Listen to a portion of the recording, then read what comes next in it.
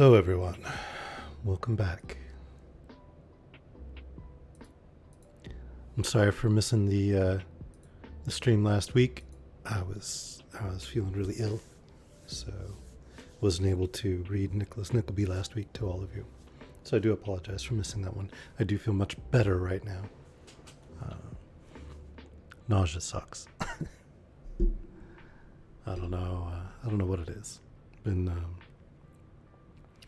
getting a lot of headaches and nausea lately. Don't know if it's that my vision is changed, because I admit, since the pandemic, I've been spending a lot more time in front of bright screens and reading things like that. So maybe that, I don't know. Eye strain. Hopefully nothing else.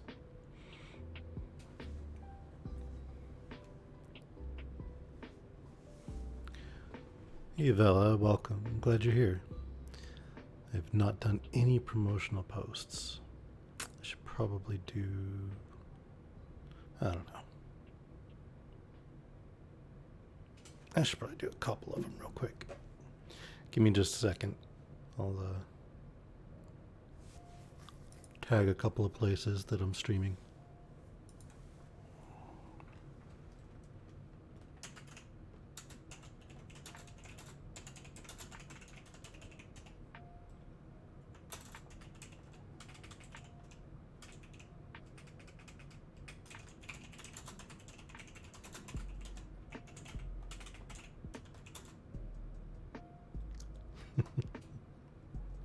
Well, I'm glad. I'm assuming that you're happy dancing for the sushi and not for the reading.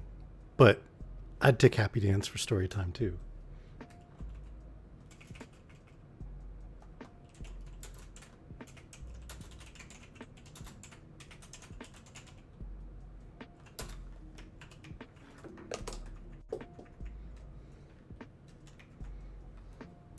Both. I like both. Aw, the person above me used a cute puppy for their promotional post. That's totally cheating. You can't use puppies for that. I mean, you totally can use puppies. I should definitely use a puppy. Maybe I should take a picture of Kana with a book open in front of her or something like that. That'd be cool, right?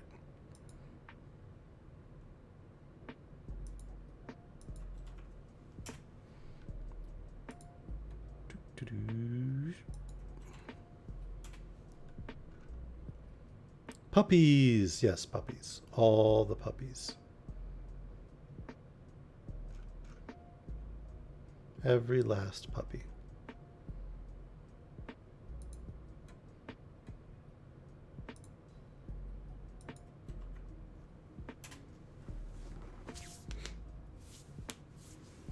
Well, I was saying that I hadn't done any promotional posts before I started the stream. Normally I do.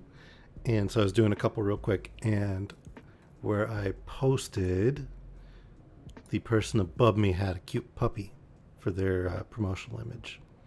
And I was saying that that was cheating. And I said, no, it's not really cheating. It's a good idea. I should totally use cute puppy pictures.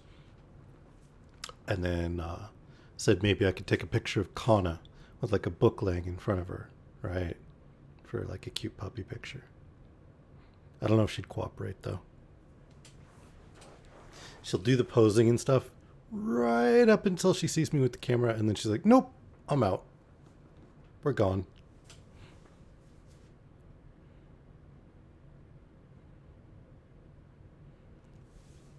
Sometimes I'll use taught her the wait command, so she'll wait.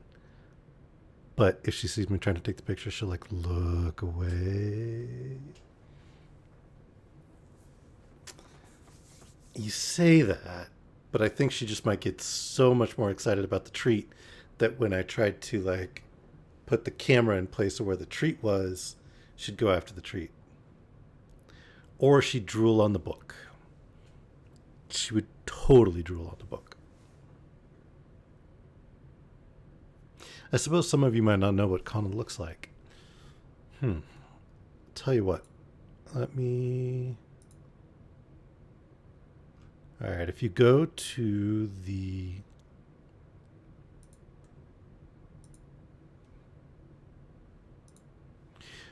Discord, and in the Where the Fluffy Things Are channel, I am posting a picture of Kana.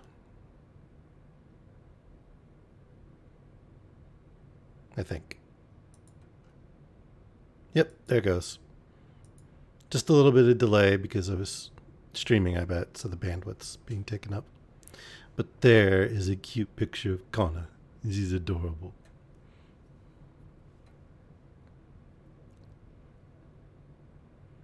I think you've seen this one before, Vela. I just went digging and found one. She is laying on a random pile of sheets and blankets and stuff. But it's a very cute picture. She's super adorable.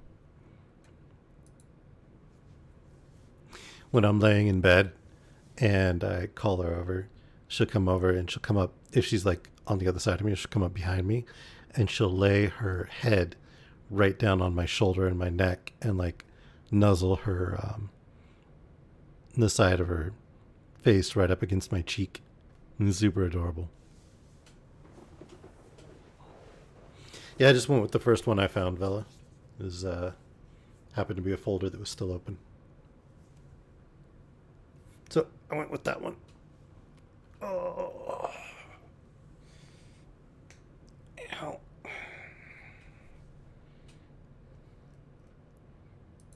Don't mind me just stretching and popping joints and shit. All right. Well, I think we're going to jump back to some Baudelaire today for the opening poem, and then we'll get into Mrs Nickleby. And then I'm kind of torn between doing Magic or 7 Days to Die or some of both. I like 7 Days to Die, but the last couple times I've played it, it's kind of messed with the whole like headachy nausea thing. So I don't know if that'd be a good choice to stream or not. Hey, little dude, how are you? Your mom said you were being grumpy. Why are you grumpy? It's story time. Story time's a good time, happy time.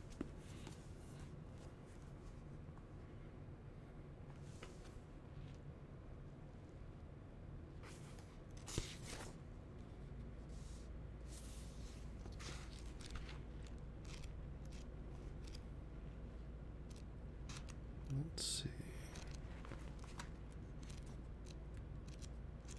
Do we have any happy poems?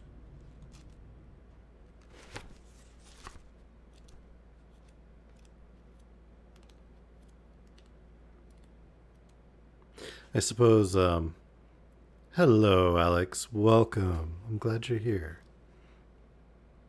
I suppose it's kind of silly to look for happy poems in a book titled The Flowers of Evil.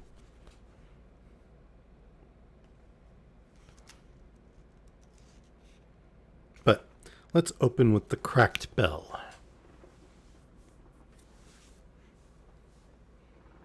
Sound good to all of you? Great. Let's do it. All right. This is Charles Baudelaire, The Flowers of Evil, and the poem is The Cracked Bell. 'Tis bittersweet when nights are long to watch beside the flames which smoke and twist the distant memories which slowly throng, brought by the chime's soft singing through the mist. Happy the sturdy, vigorous-throated bell, who, spite of age alert and confident, cries hourly like some strong old sentinel, flinging the ready challenge from his tent. For me, my soul is cracked, when sick with care she strives with songs to people the cold air. It happens often that her feeble cries are like the harsh rattle of a man who lies, wounded, forgotten, neath a mound of slain, and dies pinned fast, writhing his limbs in vain. Actually, that one makes me think of you, Alex. Some of your victims when you're playing Killer on Dead by Dawn. Is it Dead by Daylight or Dead by Dawn? Dead by Daylight. Yeah, that's got to be it.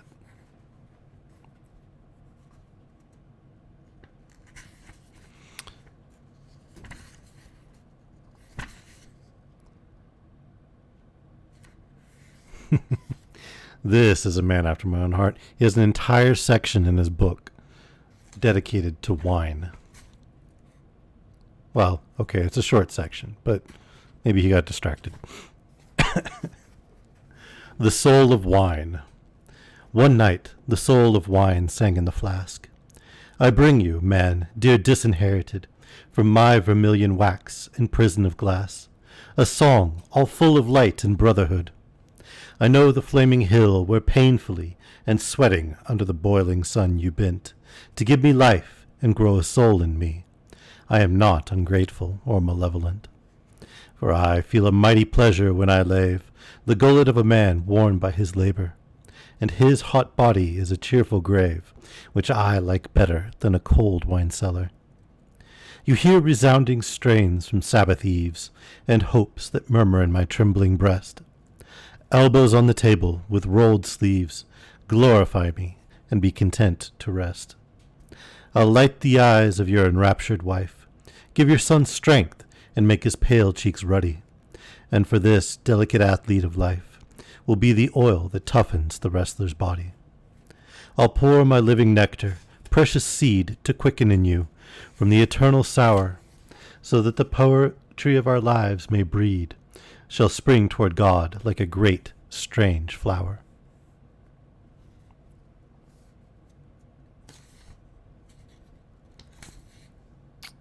Not that authors and poets drink a lot of wine or anything. Oh, wait. Nameless, welcome. I'm glad you're here.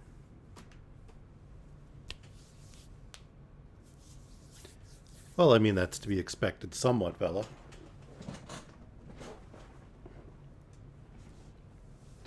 My copy is actually a collection of different translators, so it's not the same translator for all of them.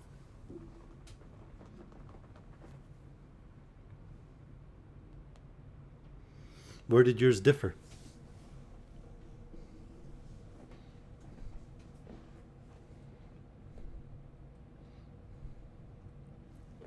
Ooh, I should pour some tea while I wait for you to answer.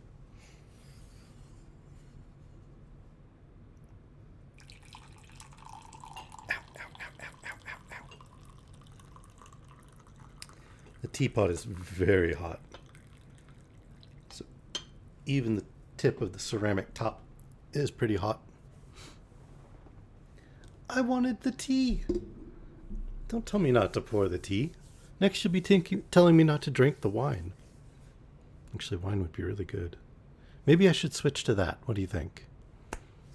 Drink wine instead of tea with the readings? Be a lot more expensive. A lot more expensive. All right. Well, when we had left off,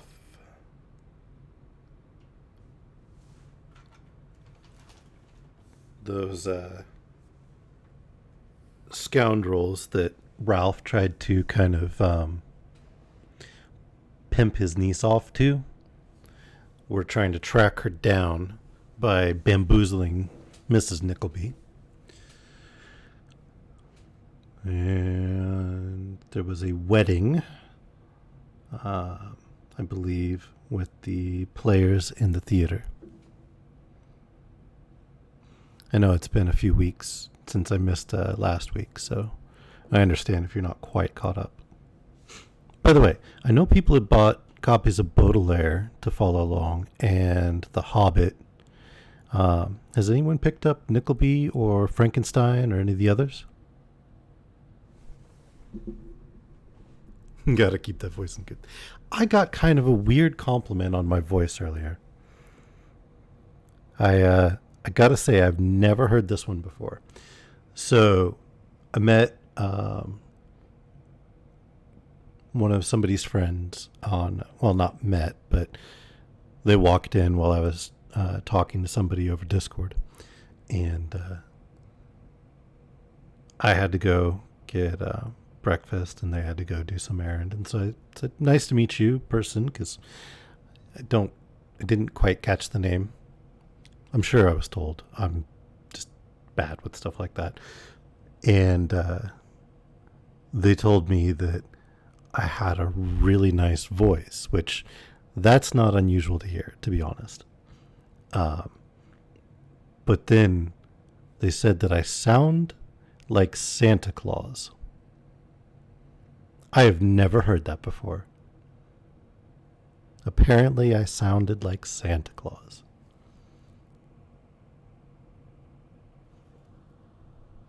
I don't know. What do you guys think? Could you see that? Or I guess hear that, to be slightly more accurate? I never really thought of myself as a Santa. For one thing, I'm not nearly old enough to be Santa. Not so much. Yeah, that's what I thought. I mean, it is a compliment, I suppose. He is a pretty universally beloved figure. There are worse people to be compared to, for sure. And I do laugh. I don't go ho, ho, ho, but I do, when I really think something's funny, I do have kind of a deep, rich laugh. So, maybe? I don't know.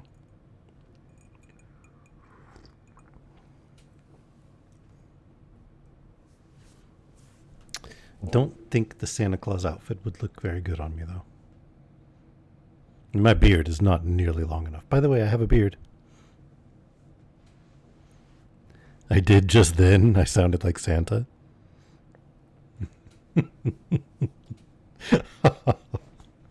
All right. Well, enough about the strange compliment that I got. And let's move on to our story. So we're on chapter 27. Mrs. Nickleby becomes acquainted with Messrs. Pike and Pluck, whose affection and interest are beyond all bounds. Mrs. Nickleby had not felt so proud and important for many a day, as when, on reaching home, she gave herself wholly up to the pleasant visions which had accompanied her on her way thither. Lady Mulberry Hawk, that was the prevalent idea. Lady Mulberry Hawk. On Tuesday last, at St. George's, Hanover Square, by the Right Reverend the Bishop of Llandaff, Sir Mulberry Hawk of Mulberry Castle, North Wales, to Catherine, only daughter of the late Nicholas Nickleby, Esquire, of Devonshire. Upon my word, cried Mrs. Nicholas Nickleby, it sounds very well. I did not go ho ho ho. Maybe a ha ha ha, but not a ho ho ho. Having dispatched the ceremony, with its attendant festivities, by the way, this is totally happening in her head, to the perfect satisfaction of her own mind, the sanguine mother pictured to her imagination a long train of honors and distinctions which could not fail to accompany Kate in her new and brilliant sphere. She would be presented at court, of course, on the anniversary of her birthday, which was upon the 19th of July, at 10 minutes past 3 o'clock in the morning, thought Mrs. Nickleby, in parentheses, for I recollect asking what o'clock it was. Who thinks in parentheses? Sir Mulberry would give a great feast to all his tenants, and would return them 3.5% on the amount of their last half-year's rent, as would be fully described and recorded in the fashionable intelligence, to the immeasurable delight and admiration of all the readers thereof. Kate's picture, too, would be in at least half a dozen of the annuals, and on the opposite page would appear, in delicate type, Lines on Contemplating the Portrait of Lady Mulberry Hawk, by Sir Dingleby Dabber. Perhaps some one annual of more comprehensive design than its fellows might even contain a portrait of the mother of Lady Mulberry Hawk, with lines by the father of Sir Dingleby Dabbler. More unlikely things had come to pass. Less interesting portraits had appeared. As this thought occurred to the good lady, her countenance unconsciously assumed that compound expression of simpering and sleepiness which, being common to all such portraits, is perhaps one reason why they are always so charming and agreeable.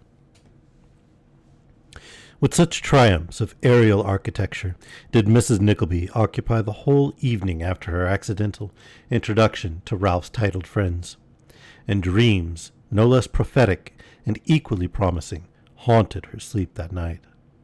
She was preparing for her frugal dinner next day, still occupied with the same ideas, a little softened down, perhaps, by sleep and daylight, when the girl who attended her, partly for company and partly to assist in the household affairs, rushed into the room in unwonted agitation, and announced that 2 gentlemen were waiting in the passage for permission to walk upstairs. "Bless my heart!" cried Mrs. Nickleby, hastily arranging her cap in front. "If it should be, dear me, standing in the passage all this time?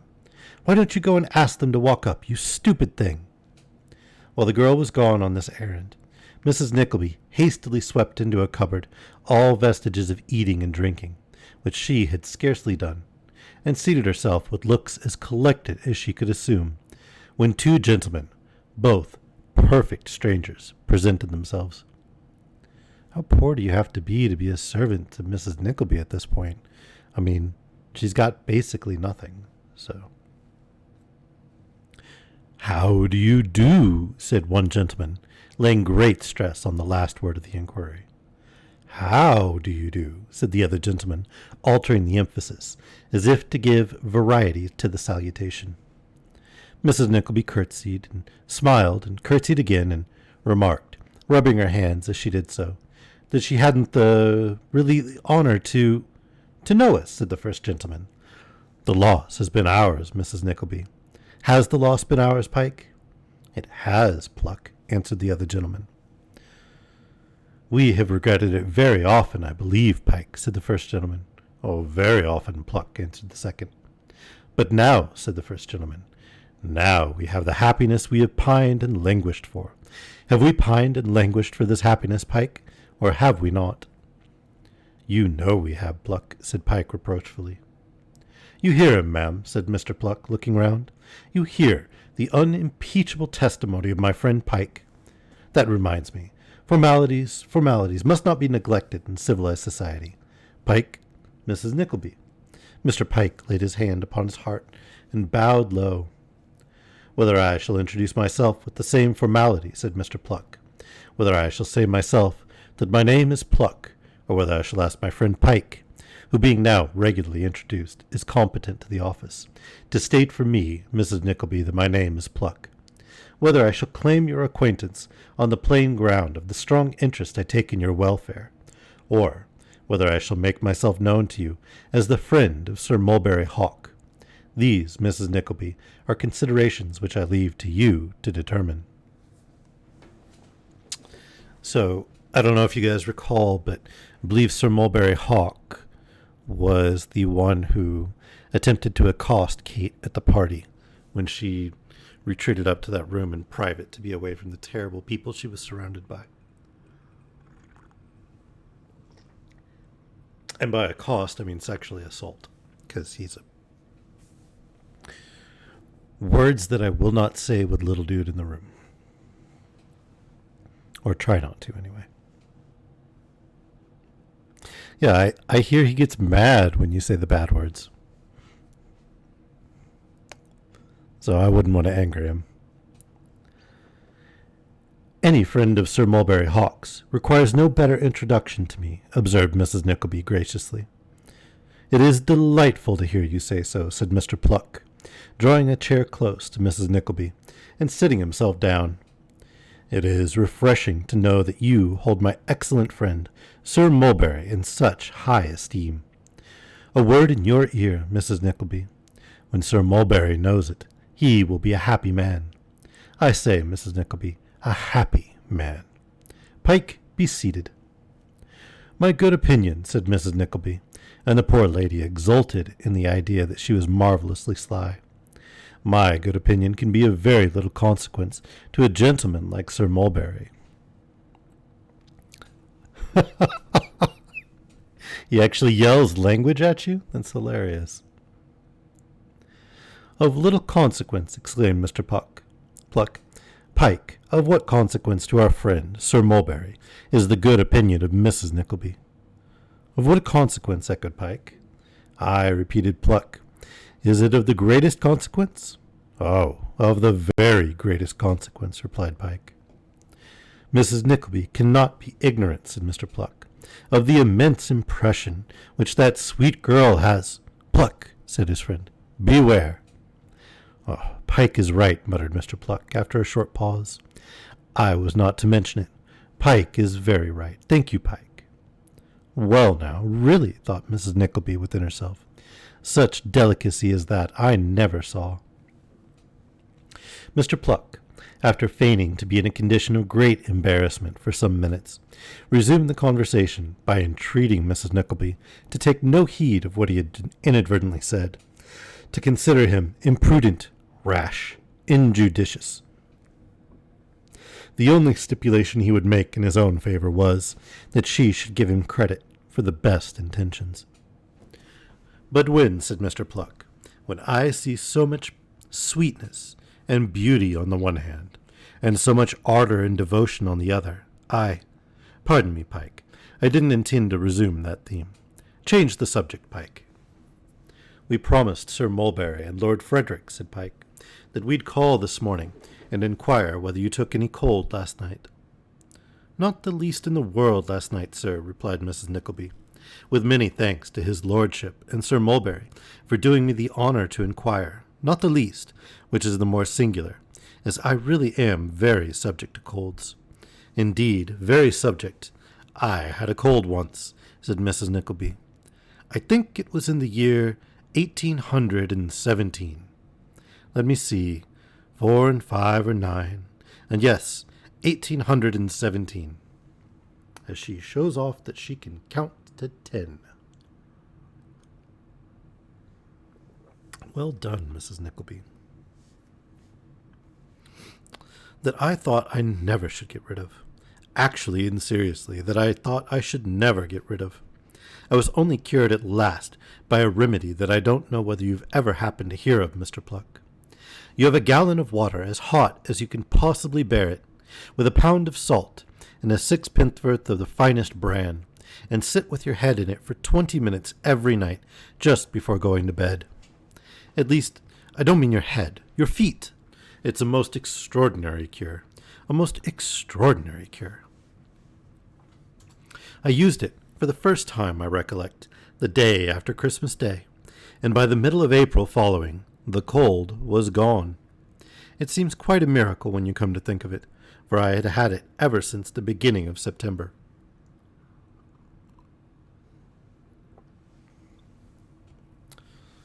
Ah, yes, the cold that lasts for 7 months or more.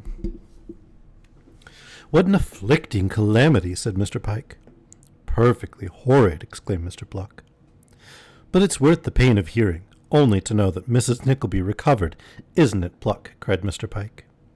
That is the circumstance which gives it such a thrilling interest, replied Mr. Pluck.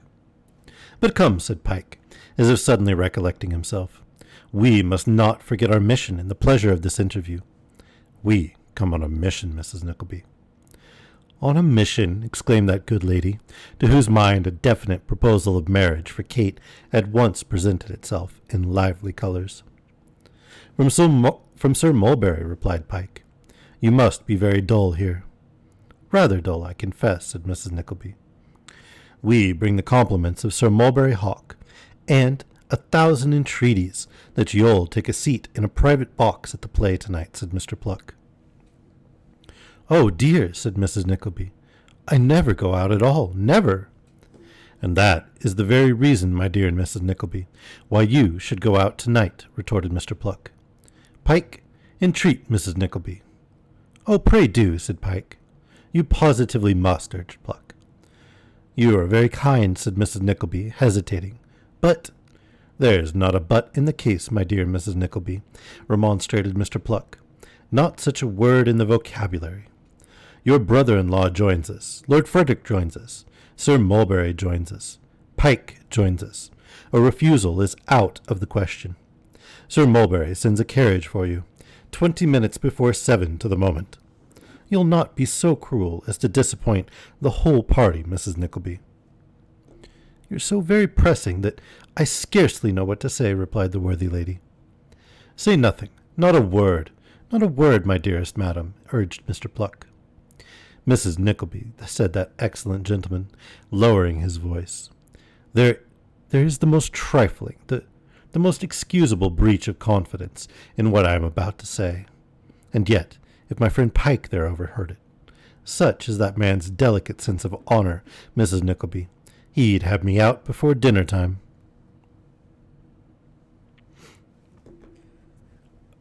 Okay, perhaps granted, but do you think maybe she's a little bit hyperbolic and hypochondriac? Hypochondriatic? Prone to hypochondria? I don't know. Makes shit up. Sorry about the word, little dude. Mrs. Nickleby cast an apprehensive glance at the warlike Pike, who had walked to the window, and Mr. Pluck, squeezing her hand, went on. Your daughter has made a conquest in which I may congratulate you. So, Sir Mulberry, my dear ma'am, Sir Mulberry is her devoted slave.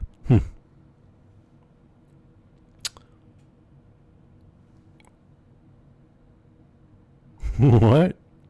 Yeah, he's totally not her slave. I'm kind of wondering if he's not just trying to get Kate alone. Ha! Cried Mr. Pike at this juncture, snatching something from the chimney-piece with a theatrical air. What is this? What do I behold? What do you behold, my dear fellow? Asked Mr. Pluck. It is the face, the countenance, the expression, cried Mr. Pike, falling into his chair with a miniature in his hand. Feebly portrayed, imperfectly caught, but still the face, the countenance, the expression. I recognize it at this distance, exclaimed Mr. Pluck, in a fit of enthusiasm. Is it not, my dear madam, the faint similitude of— It is my daughter's portrait, said Mrs. Nickleby, with great pride. And so it was, and little Miss Nickleby had brought it home for inspection only 2 nights before. Mr. Pike no sooner ascertained that he was quite right in his conjecture than he launched into the most extravagant encomiums of the divine original, and in the warmth of his enthusiasm kissed the picture 1,000 times, while Mr. Pluck pressed Mrs. Nickleby's hand to his heart, and congratulated her on the possession of such a daughter, with so much earnestness and affection that the tears stood or seemed to stand in his eyes.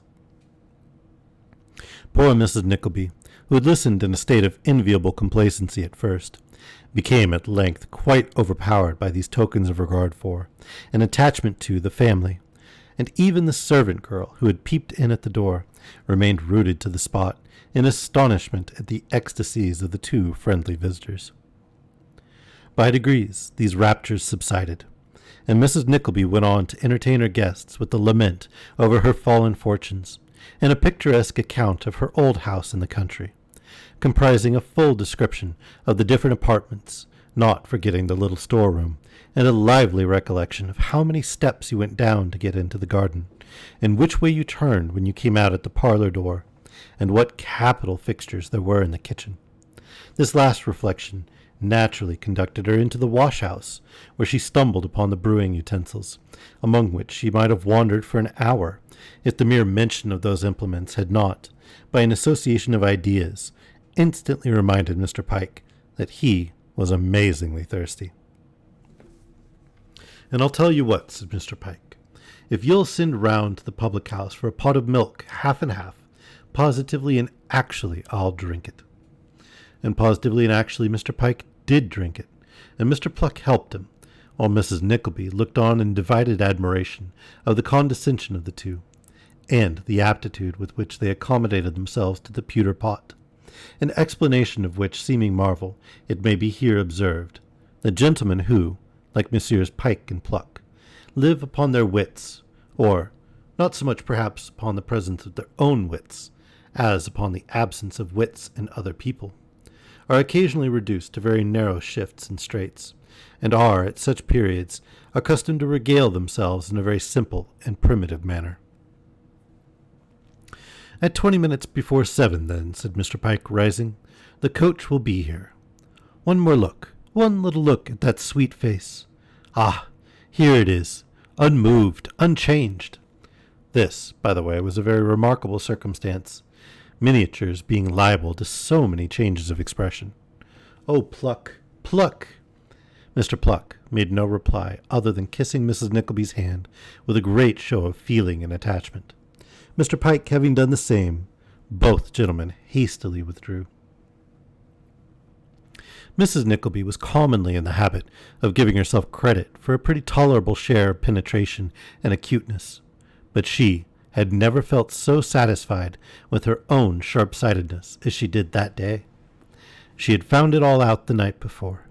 She had never seen Sir Mulberry and Kate together, never even heard Sir Mulberry's name, and yet hadn't she said to herself from the very first that she saw how the case stood, and what a triumph it was, for there was no doubt about it now. If these flattering attentions to herself were not sufficient proofs, Sir Mulberry's confidential friend had suffered the secret to escape him in so many words. "I am quite in love with that dear Mr. Pluck. I declare I am," said Mrs. Nickleby. There was one great source of uneasiness in the midst of this good fortune, and that was the having nobody by to whom she could confide it.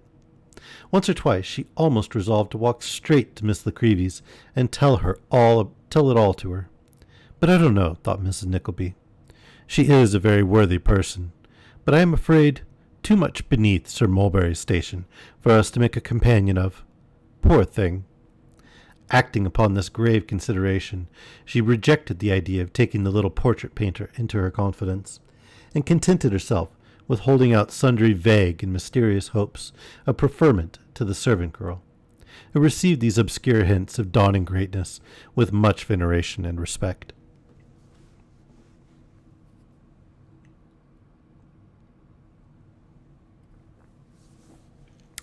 Punctual to its time came the promised vehicle, which was no hackney coach, but a private chariot, having behind it a footman whose legs, although somewhat large for his body, might, as mere abstract legs, have set themselves up for models at the Royal Academy. It was quite exhilarating to hear the clash and bustle with which he banged the door and jumped up behind after Mrs. Nickleby was in, and as that good lady was perfectly unconscious that he applied the gold-headed end of his long stick to his nose, and so telegraphed most disrespectfully to the coachman over her very head, she sat in a state of much stiffness and dignity, not a little proud of her position. At the theatre entrance there was more banging and more bustle, and there were also Messrs. Pike and Pluck waiting to escort her to her box, and so polite were they that Mr. Pike threatened with many oaths to smifligate a very old man with a lantern who accidentally stumbled in her way, to the great terror of Mrs. Nickleby, who, conjecturing more from Mr. Pike's excitement than any previous acquaintance with the etymology of the word that smifligation and bloodshed must be in the main one and the same thing, was alarmed beyond expression lest something should occur. Fortunately, however, Mr. Pike confined himself to mere verbal smifligation, and that's definitely the word of the day, by the way, smifligation. And they reached their box with no more serious interruption, by the way, than a desire on the part of the same pugnacious gentleman to smash the assistant box-keeper for happening to mistake the number. Mrs. Nickleby had scarcely been put away behind the curtain of the box in an armchair, when Sir Mulberry and Lord Verisopht arrived, arrayed from the crowns of their heads to the tips of their gloves, and from the tips of their gloves to the toes of their boots, in the most elegant and costly manner. Sir Mulberry was a little hoarser than on the previous day, and Lord Verisopht looked rather sleepy and queer, from which tokens, as well as from the circumstance of their both being to a trifling extent unsteady upon their legs, Mrs. Nickleby justly concluded that they had taken dinner. And by dinner she probably means all the bottles of wine and spirits. We have been toasting your lovely daughter, Mrs. Nickleby," whispered Sir Mulberry, sitting down beside her. Oh ho, thought that knowing lady. Wine in, truth out. You are very kind, Sir Mulberry. No, no, upon my soul, replied Sir Mulberry Hawk. It's you that's kind. Upon my soul it is. It was so kind of you to come tonight. So very kind of you to invite me, you mean, Sir Mulberry, replied Mrs. Nickleby, tossing her head and looking prodigiously sly.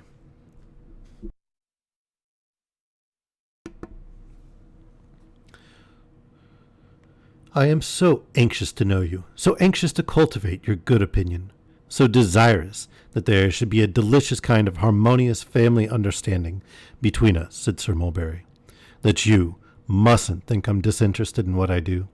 I'm infernal selfish. I am. Upon my soul I am.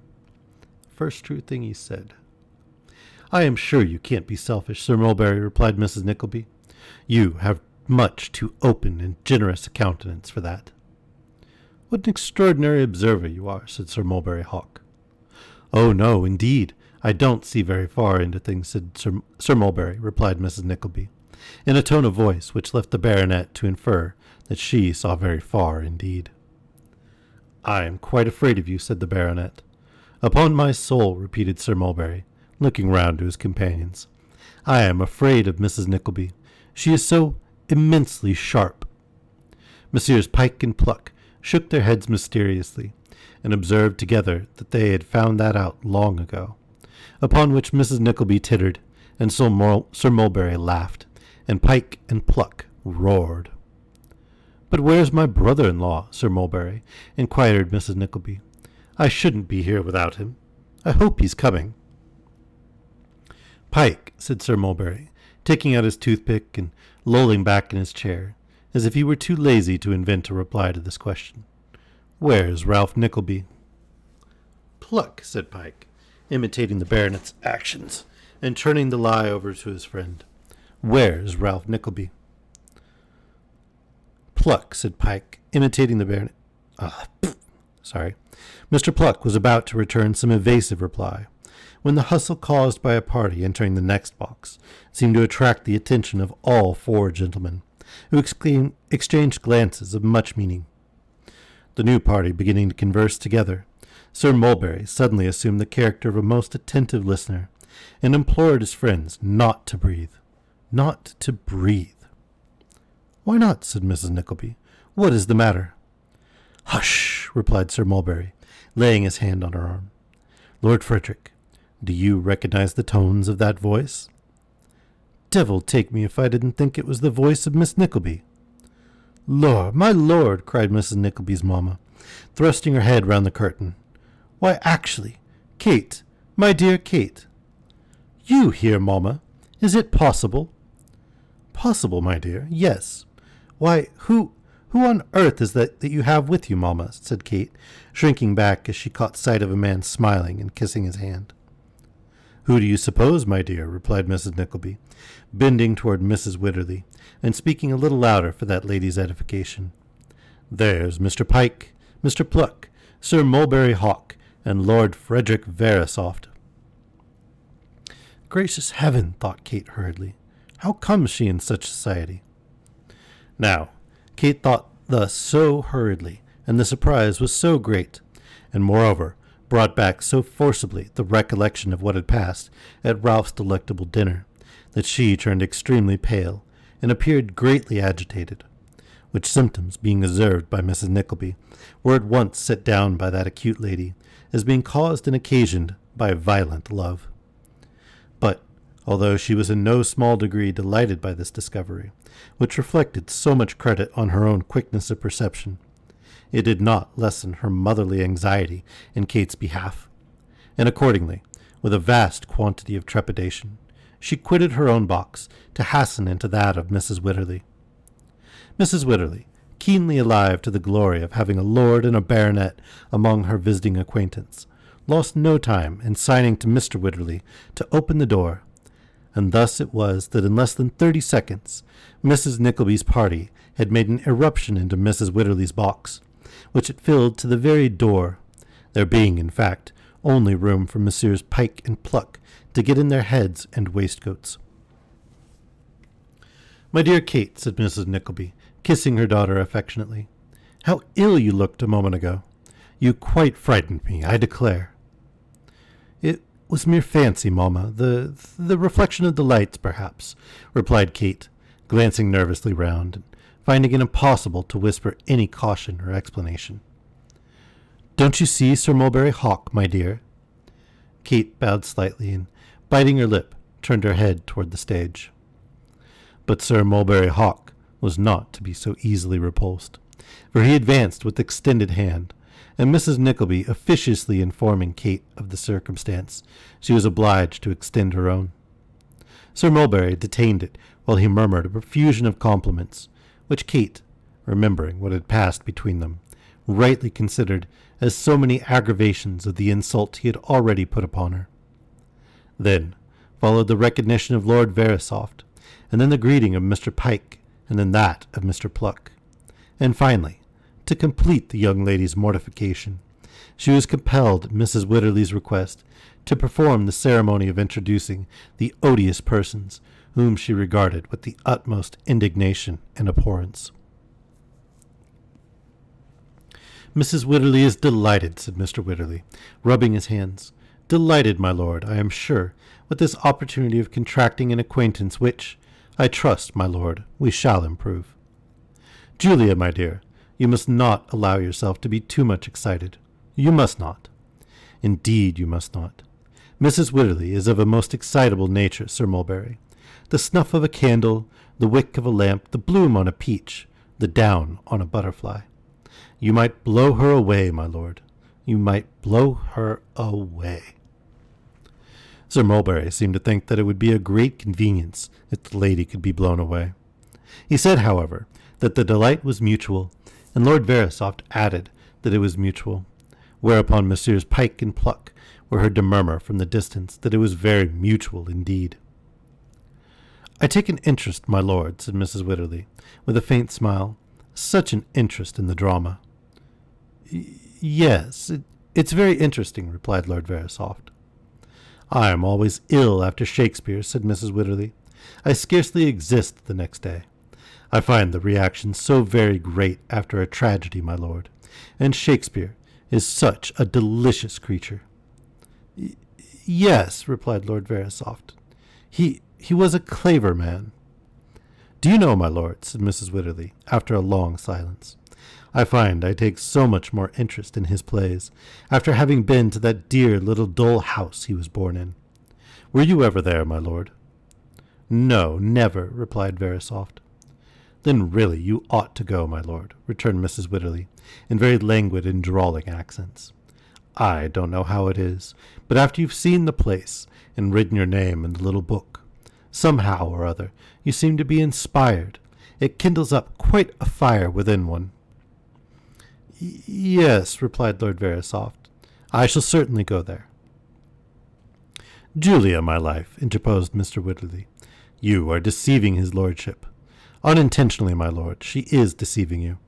It is your poetical temperament, my dear, your ethereal soul, your fervid imagination, which throws you into a glow of genius and excitement.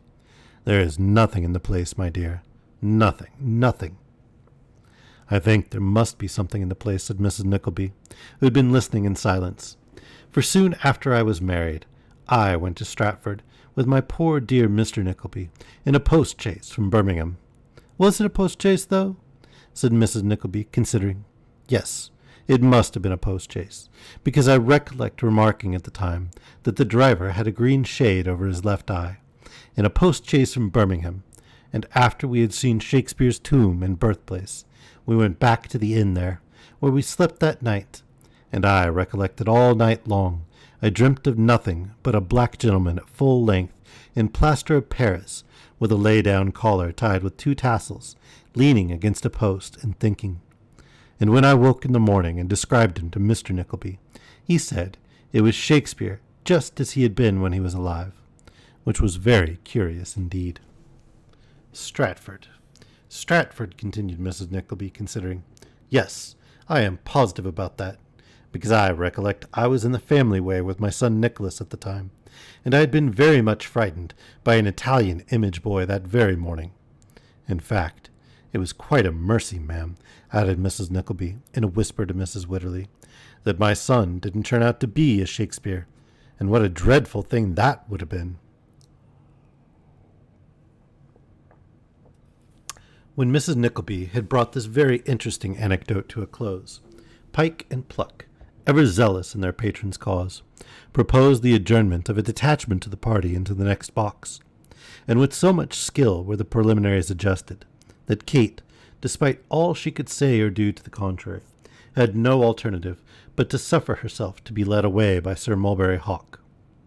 Her mother and Mr. Pluck accompanied them, but the worthy lady, pluming herself upon her discretion, took particular care not so much as to look at her daughter during the whole evening, and to seem wholly absorbed in the jokes and conversation of Mr. Pluck, who, having been appointed sentry over Mrs. Nickleby for that especial purpose, neglected on his side no possible opportunity of engrossing her attention. Lord Frederick Verisopht remained in the next box to be talked to by Mrs. Wycherley, and Mr. Pike was in attendance to throw in a word or two when necessary. As to Mr. Wycherley, he was sufficiently busy in the body of the house, informing such of his friends and acquaintance as happened to be there, that those two gentlemen upstairs, whom they had seen in conversation with Mrs. Wycherley, were the distinguished Lord Frederick Verisopht and his most intimate friend, the gay Sir Mulberry Hawk, a communication which inflamed several respectable housekeepers with the utmost jealousy and rage, and reduced 16 unmarried daughters to the very brink of despair. The evening came to an end at last, but Kate had yet to be handed downstairs by the detested Sir Mulberry, and so skilfully were the manoeuvres of Messrs. Pike and Pluck conducted, that she and the baronet were the last of the party, and were even, without an appearance of effort or design, left at some little distance behind. Don't hurry, said Sir Mulberry, as Kate hastened on, and attempted to release her arm. She made no reply, but still pressed onward. Nay, then, coolly observed Sir Mulberry, stopping her outright. You had best not seek to detain me, sir, said Kate angrily. And why not? Retorted Sir Mulberry. My dear creature, now why do you keep up this show of displeasure? Show, repeated Kate indignantly. How dare you presume to speak to me, sir, to address me, to come into my presence? You look prettier in a passion, Miss Nickleby, said Sir Mulberry Hawk, stooping down the better to see her face. I hold you in the bitterest detestation and contempt, sir, said Kate. If you find any attraction in looks of disgust and aversion, let me rejoin my friends, sir, instantly. Whatever considerations may have withheld me thus far, I will disregard them all, and take a course that even you might feel if you do not immediately suffer me to proceed. Sir Mulberry smiled, and still looking in her face and retaining her arm, walked toward the door. If no regard for my sex or helpless situation will induce you to desist from this coarse and unmanly persecution, said Kate, scarcely knowing in the tumult of her passions what she said, I have a brother who will resent it dearly one day. Upon my soul, exclaimed Sir Mulberry, as though quietly communing with himself, passing his arm round her waist as he spoke.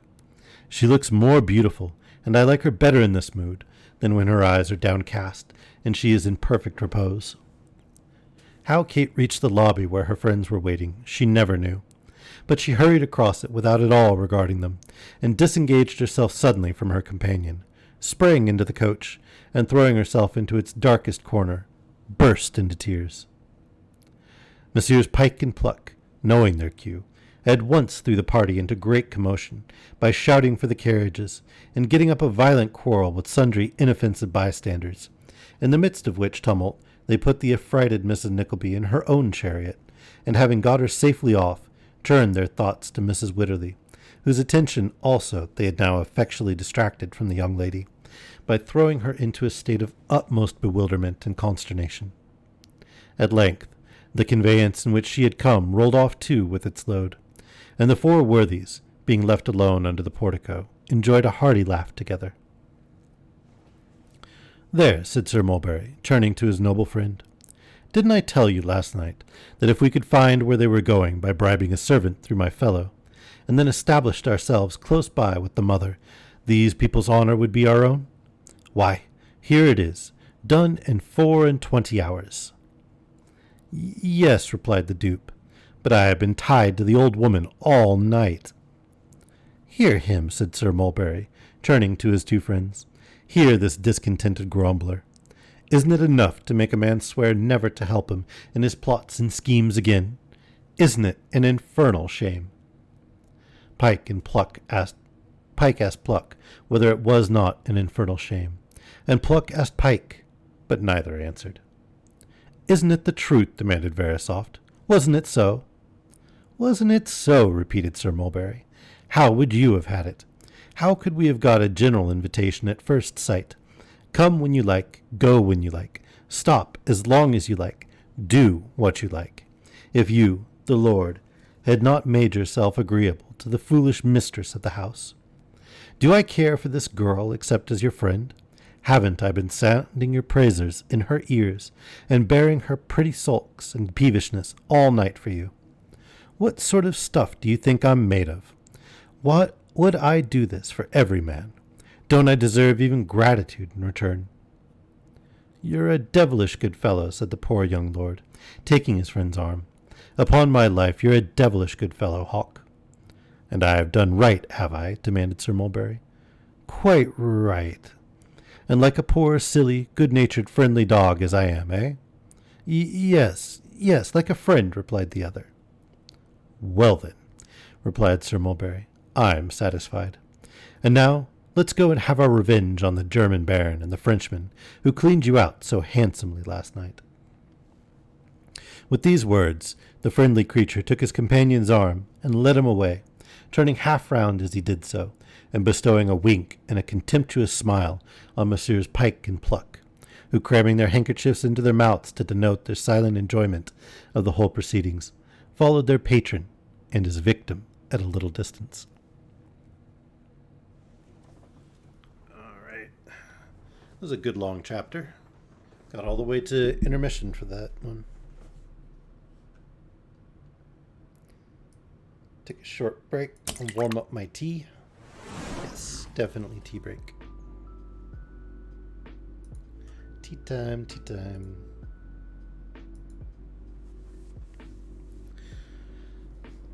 So, there's a type of character, I usually call them the twins, that I notice in a lot of fiction and movies and such. And they act very much like Pike and Pluck. I've always wondered where the characters originated because they seem to show up as a pastiche in novel after novel and show after show. And they're always quite alike, but usually one is short and rather fat and the other is rather tall and skinny most of the time. If anyone's read Neverwhere, there's a pair of characters pursuing the main character. It's a Neil Gaiman work. That very much fit that archetype.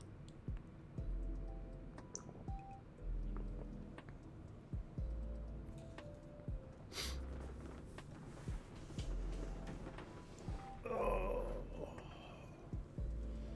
Tea is good. I like tea. You ate too much. How can you eat too much sushi? No such thing.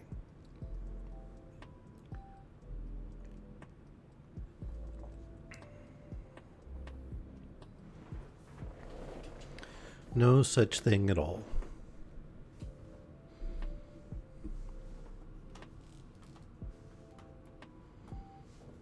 Your pictures made me want sushi. I think I might have to order some delivered soon. Your stretchy pants disagree? Isn't that the point of stretchy pants? So that you can eat too much and then it's just fine?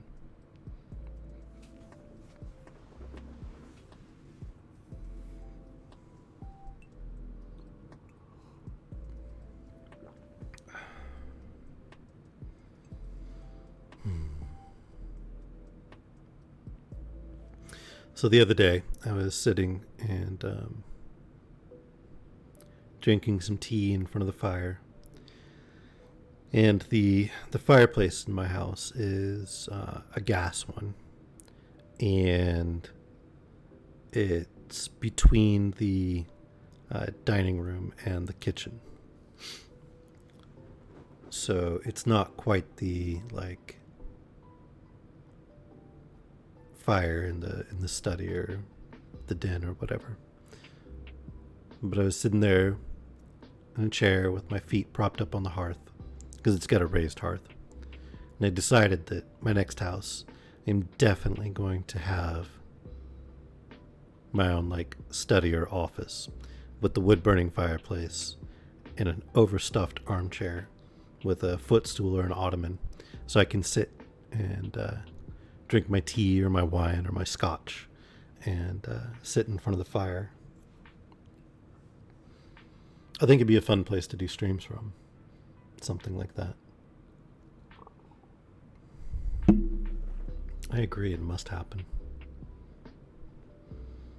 Always wanted one of those studies where like the door is actually obscured by one of the bookcases so that you're in your own like little private library study thing once you go into the room. Not as like a secret door, but just as a way to make it a place cut off from the world. You know, secure.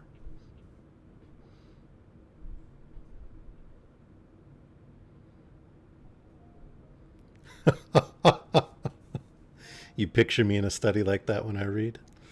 That would be nice. No, the room I read in is a small office. It's got some nice pencil drawings of the Rhine River Valley and some castles and things from retro video games and carved wood panels, and that sort of thing. Various odds and ends from my travels. I used to travel quite a bit. It's one thing that I miss from raising a kid in the pandemic, even more so. Really cut down on traveling around the world.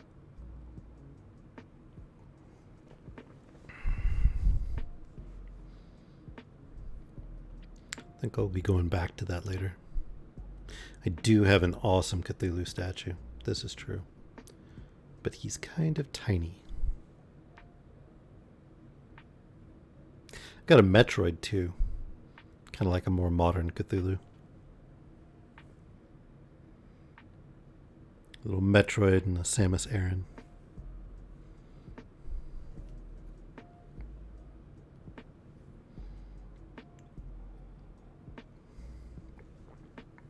I really do need a just chatting screen. I know I keep saying that. Wonder.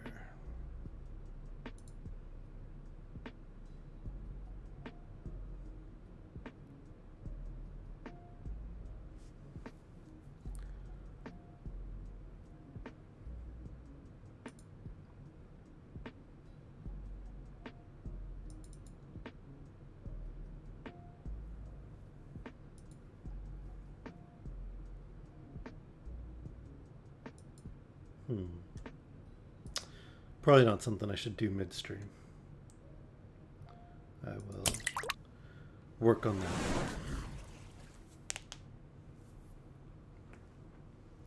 Oh, man. Although, to be honest, I don't think there's very many people in here.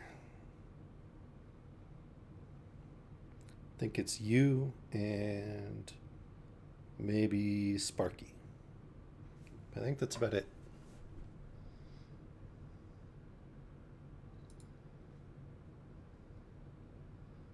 Let's see. Well, it says Alex is here. Maybe he's got the audio muted instead of the tab muted. Or maybe they updated it and so no longer counts as a viewer when you've got the tab muted. Who knows?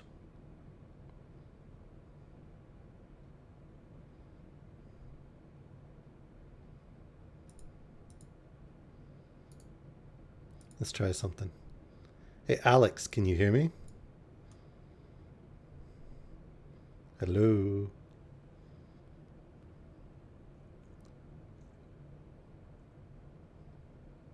No, doesn't look like it.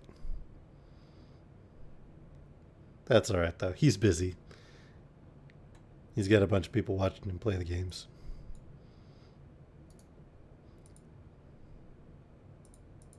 No worries. I know he is. I had his stream on. No, he's playing. He just said, let's do this. Went into it.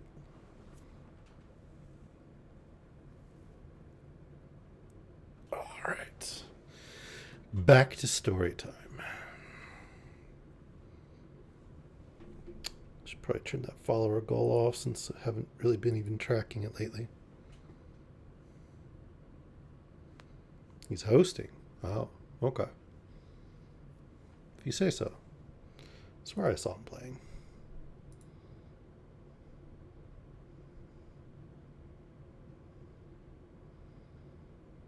He sure looks like he's playing killer right now.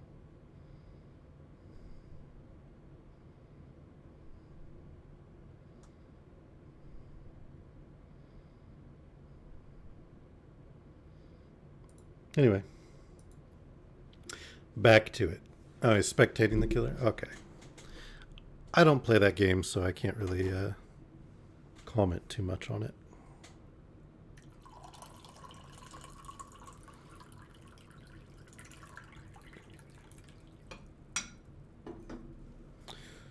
All right.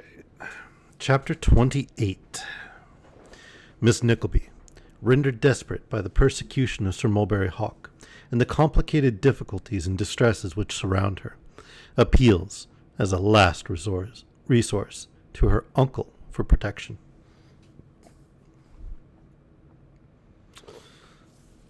She must be really desperate. The ensuing morning brought reflection with it, as morning usually does. But widely different was the train of thought it awakened in the different persons who had been so unexpectedly brought together on the preceding evening by the active agency of Messrs. Pike and Pluck. The reflections of Sir Mulberry Hawk, if such a term can be applied to the thoughts of the systematic and calculating man of dissipation, whose joys, regrets, pains, and pleasures are all of self, and it would seem to retain nothing of the intellectual faculty but the power to debase himself, and to degrade the very nature whose outward semblance he wears. The reflections of Sir Mulberry Hawk turned upon Kate Nickleby, and were in brief that she was undoubtedly handsome, that her coyness must be easily conquerable by a man of his address and experience, and that the pursuit was one which could not fail to redound to his credit, and to greatly enhance his reputation with the world.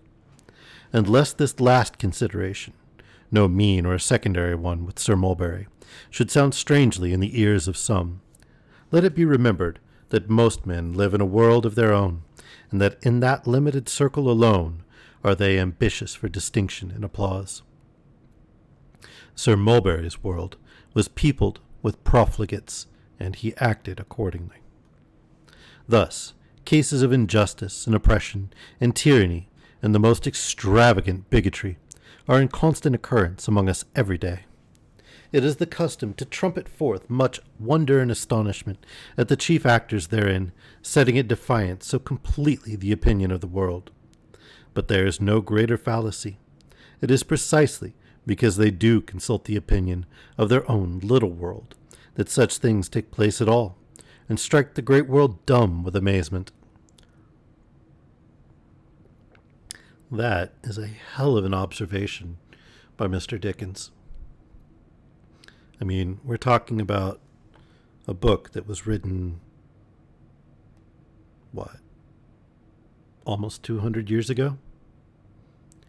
And he's talking about people having an echo chamber that just echoes back their own failings and faults and bigotries and biases, which is more or less the state of the world today, especially with the internet and the algorithms that just feed you things that confirm your own biases, and the little communities of people who think all the same way.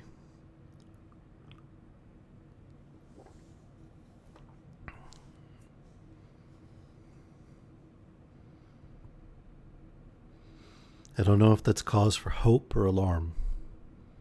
Hope that we continue, even though this is something that's been a failing of humanity for centuries by this evidence, or alarm that we still can't overcome that.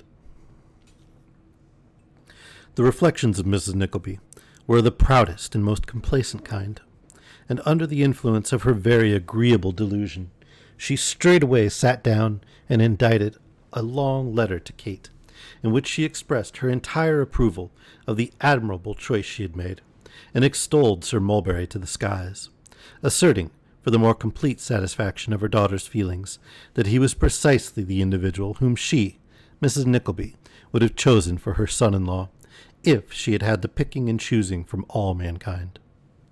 The good lady then, with the preliminary observation that she might be fairly supposed not to have lived in the world so long without knowing its ways, communicated a great many subtle precepts applicable to the state of courtship, and confirmed in their wisdom by her own personal experience. Above all things, she commended a strict, maidenly reserve, as being not only a very laudable thing in itself, but as tending materially to strengthen and increase a lover's ardor. And I never, added Mrs. Nickleby, was more delighted in my life than to observe last night, my dear, that your good sense has already told you this. With which sentiment, and various hints of the pleasure she derived from the knowledge that her daughter inherited so large an installment of her own excellent sense and discretion, to nearly the full measure of which she might hope, with care, to succeed in time, Mrs. Nickleby concluded a very long and rather illegible letter. Poor Kate was well nigh distracted on the receipt of 4 closely written and closely crossed sides of congratulation on the very subject which had prevented her closing her eyes all night, and kept her weeping and watching in her chamber. Still worse and more trying was the necessity of rendering herself agreeable to Mrs. Wycherley, who, being in low spirits after the fatigue of the preceding night, of course expected her companion, else wherefore has she board and salary, to be in the best spirits possible. As to Mr. Wycherley, he went about all day in a tremor of delight at having shaken hands with the Lord, and having actually asked him to come and see him in his own house. The Lord himself, not being troubled to any inconvenient extent with the power of thinking, regaled himself with the conversation of Messrs. Pike and Pluck, who sharpened their wit by a plentiful indulgence in various costly stimulants at his expense. It was 4 in the afternoon, that is, the vulgar afternoon of the sun and the clock, and Mrs. Wycherley reclined, according to custom, on the drawing-room sofa, while Kate read aloud a new novel in 3 volumes, entitled The Lady Flabella, which Alphonse the Doubtful had procured from the library that very morning. And it was a production admirably suited to a lady laboring under Mrs. Wycherley's complaint, seeing that there was not a line in it from beginning to end which could, by the most remote contingency, awaken the smallest excitement in any person breathing. Okay, so definitely something to put you to sleep. I wonder if that's a real book. Let's look that up real quick. The Lady Flabella.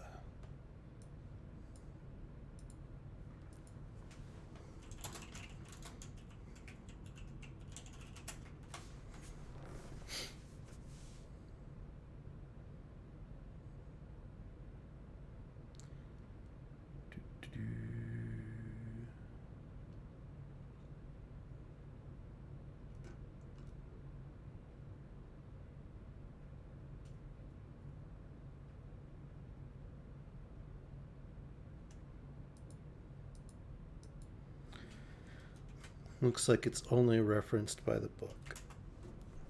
Darn.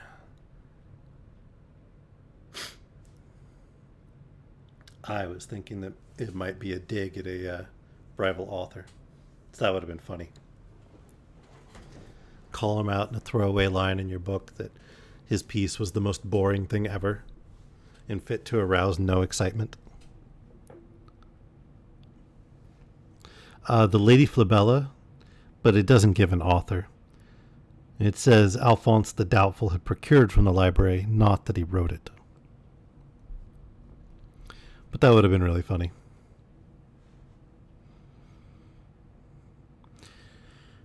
All right. Kate read on. Cherizette, said the Lady Flabella, inserting her mouse-like feet in the blue satin slippers which had unwittingly occasioned the half-playful, half-angry altercation between herself and the youthful Colonel Belfilaire in the Duke of Mincefenille's salon de danse on the previous night. Cherizette, mon cher, donnez-moi de l'eau de Cologne, s'il vous plaît, mon enfant. Merci, thank you, said the Lady Flabella, as the lively but devoted Cherizette, plentifully besprinkled with the fragrant, compounded the Lady Flabella's mouchoir of the finest cambric, edged with the richest lace, and emblazoned at the four corners with the Flabella crest and gorgeous heraldic bearings of that noble family. Merci, that will do. At this instant, while the Lady Flabella yet inhaled that delicious fragrance, by holding the mouchoir to her exquisite but thoughtfully chiseled nose, the door of the boudoir, artfully concealed by rich hangings of silken damask, the hue of Italy's firmament, was thrown open, and with noiseless tread, two valets de chambre, clad in sumptuous liveries of peach blossom and gold, advanced into the room, followed by a page in bosse de soie silk stockings, who, while they remained at some distance, making the most graceful obeisances, advanced to the feet of his lovely mistress, and dropping on one knee, presented, on a golden salver, gorgeously chased, a scented billet. Wow. Okay. The Lady Flabella, with an agitation she could not repress, hastily tore off the envelope and broke the scented seal. It was from Bellefaire, the young, the slim, the low-voiced, her own Bellefaire, or Belfilaire. Oh, charming, interrupted Kate's patroness, who was sometimes taken literary. Poetic, really. Read that description again, Miss Nickleby. Ugh. I'm not reading it again. Kate complied. Sweet indeed, said Mrs. Wititterly with a sigh. So voluptuous, is it not? So soft. Yes, I think it is, replied Kate gently. Very soft. Close the book, Miss Nickleby, said Mrs. Wititterly. I can hear nothing more today. I should be sorry to disturb the impression of that sweet description. Close the book.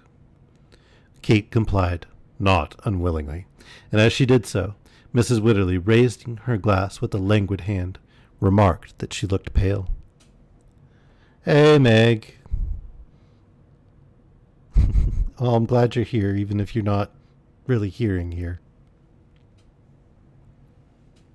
I should probably add a notice to that one saying to mute the tab but not the stream.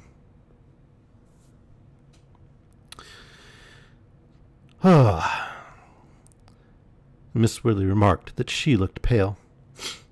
It was the fright of that noise and confusion last night, said Kate.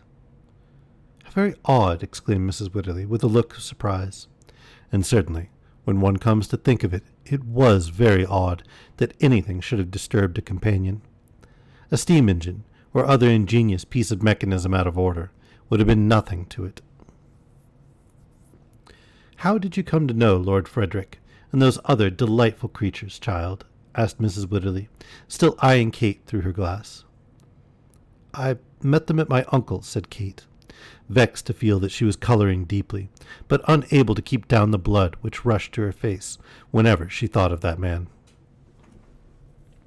Have you known them long? No, rejoined Kate, not long. I was very glad of the opportunity which that respectable person, your mother, gave us a being known to them, said Mrs. Wititterly in a lofty manner. Some friends of ours were on the very point of introducing us, which makes it quite remarkable.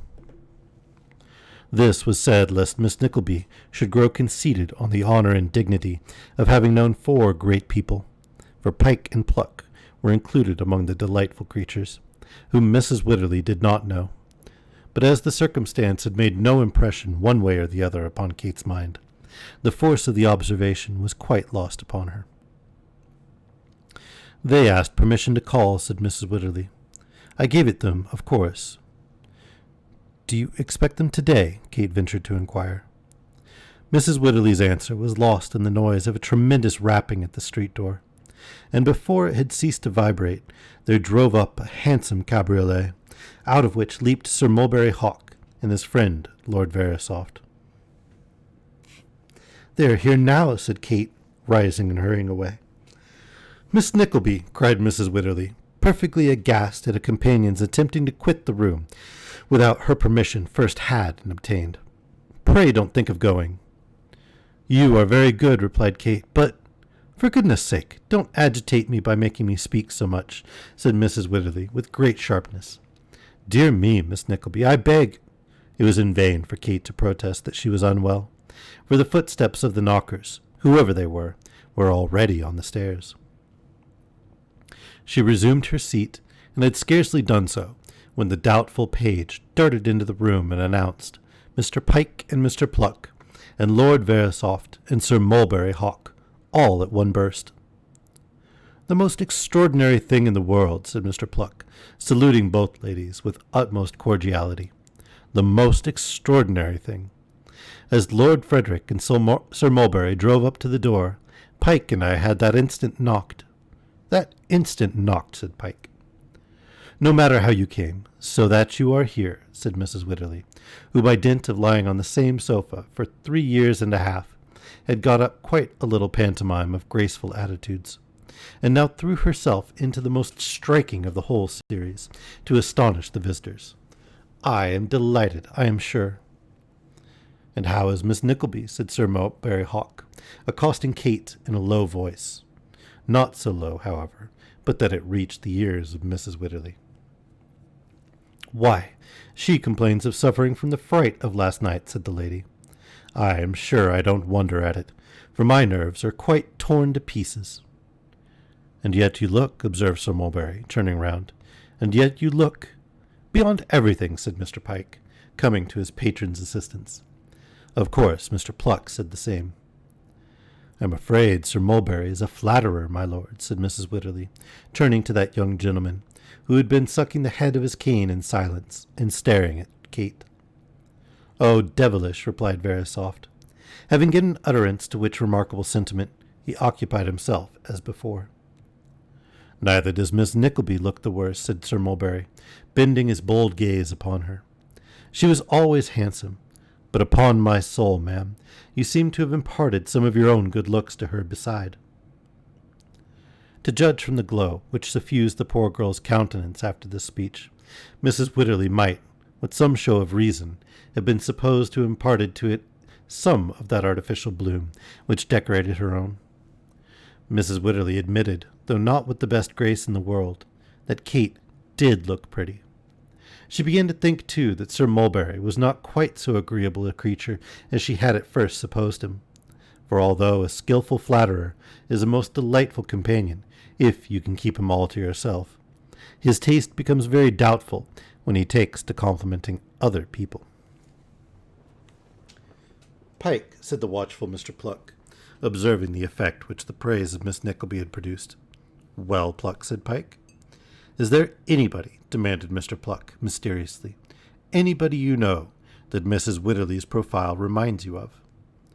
"Reminds me of," answered Pike. "Of course there is." "What do you mean?" said Pluck, in the same mysterious manner. "The D of B?" "The C of B," replied Pike, with the faintest trace of a grin lingering in his countenance. "The beautiful sister is the Countess, not the Duchess."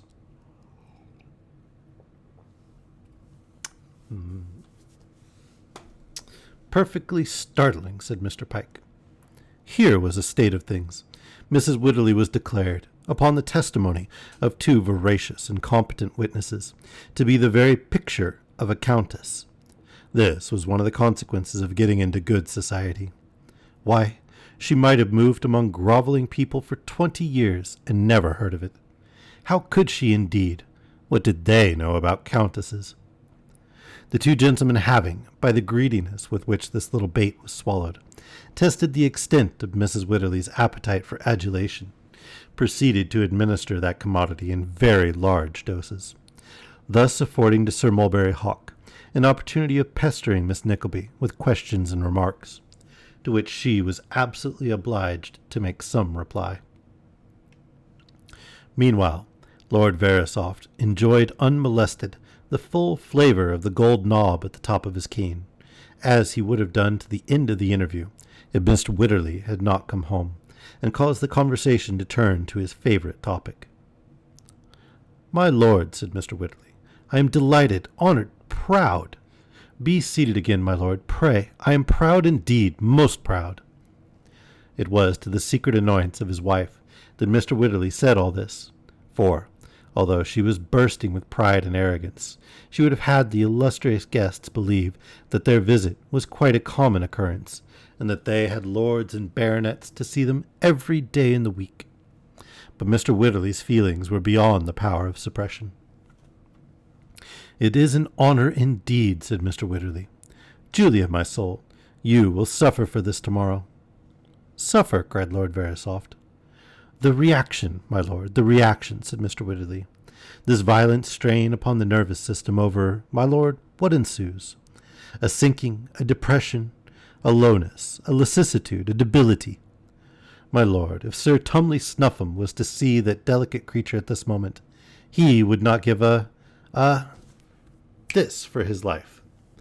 In illustration of which remark, Mr. Wititterly took a pinch of snuff from his box and jerked it lightly into the air as an emblem of instability. "Not that," said Mr. Wititterly, looking about him with a serious countenance. "Sir Tumley Snuffim would not give that for Mrs. Wititterly's existence." Mr. Wititterly told this with a kind of sober exultation, as if it were no trifling distinction for a man to have a wife in such a desperate state. And Mrs. Wititterly sighed and looked on, as if she had felt the honour, but had determined to bear it as meekly as might be. "Mrs. Wititterly," said her husband, "is Sir Tumley Snuffim's favourite patient. I believe I may venture to say that Mrs. Wititterly is the first person who took the new medicine which is supposed to have destroyed a family at Kensington Gravel Pits. I believe she was. If I am wrong, Julia, my dear, you will correct me." "I believe I was," said Mrs. Wititterly, in a faint voice. As there appeared to be some doubt in the mind of his patron how he could best join in this conversation, the indefatigable Mr. Pike threw himself into the breach, and by way of saying something to the point, inquired, with reference to the aforesaid medicine, whether it was nice. "No, sir, it was not. It had not even that recommendation," said Mr. Wititterly. "Mrs. Wititterly is quite a martyr," observed Pike, with a complimentary bow. "I think I am," said Mrs. Wititterly, smiling. "I think you are, my dear Julia," replied her husband, in a tone which seemed to say that he was not vain, but still must insist upon their privileges. "If anybody, my lord," added Mr. Wititterly, wheeling round to the nobleman, "will produce to me a greater martyr than Mrs. Wititterly, all I can say is that I shall be glad to see that martyr, whether male or female. That's all, my lord." Pike and Pluck promptly remarked that certainly nothing could be fairer than that, and the call having been by this time protracted to a very great length, they obeyed Sir Mulberry's look, and rose to go. This brought Sir Mulberry himself and Lord Verisopht on their legs also.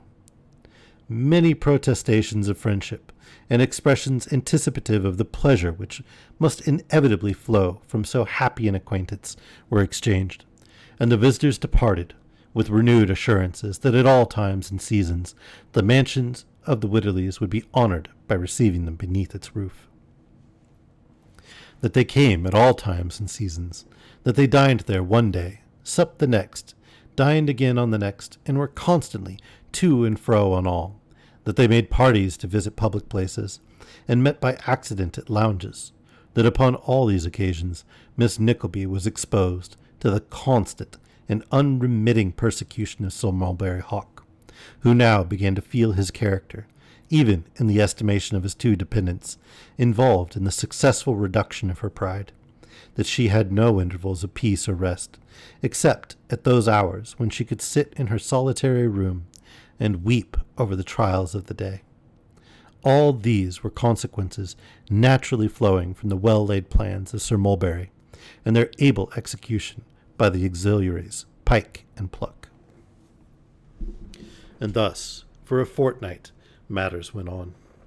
That any but the weakest and silliest of people could have seen in one interview that Lord Verisopht, though he was a lord, and Sir Mulberry Hawk, though he was a baronet, were not persons accustomed to be the best possible companions, and were certainly not calculated by habits, manners, tastes, or conversation to shine with any very great lustre in the society of ladies, need scarcely be remarked.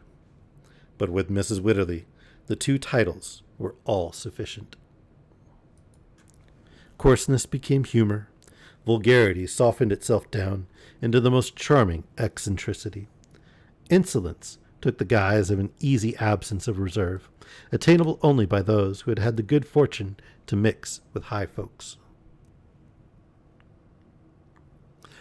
If the mistress put such a construction upon the behavior of her new friends, what could the companion urge against them? If they accustomed themselves to very little restraint before the lady of the house, with how much more freedom could they address her paid dependent? Nor was even this the worst. As the odious Sir Mulberry Hawk attached himself to Kate with less and less of disguise, Mrs. Wycherley began to grow jealous of the superior attractions of Miss Nickleby.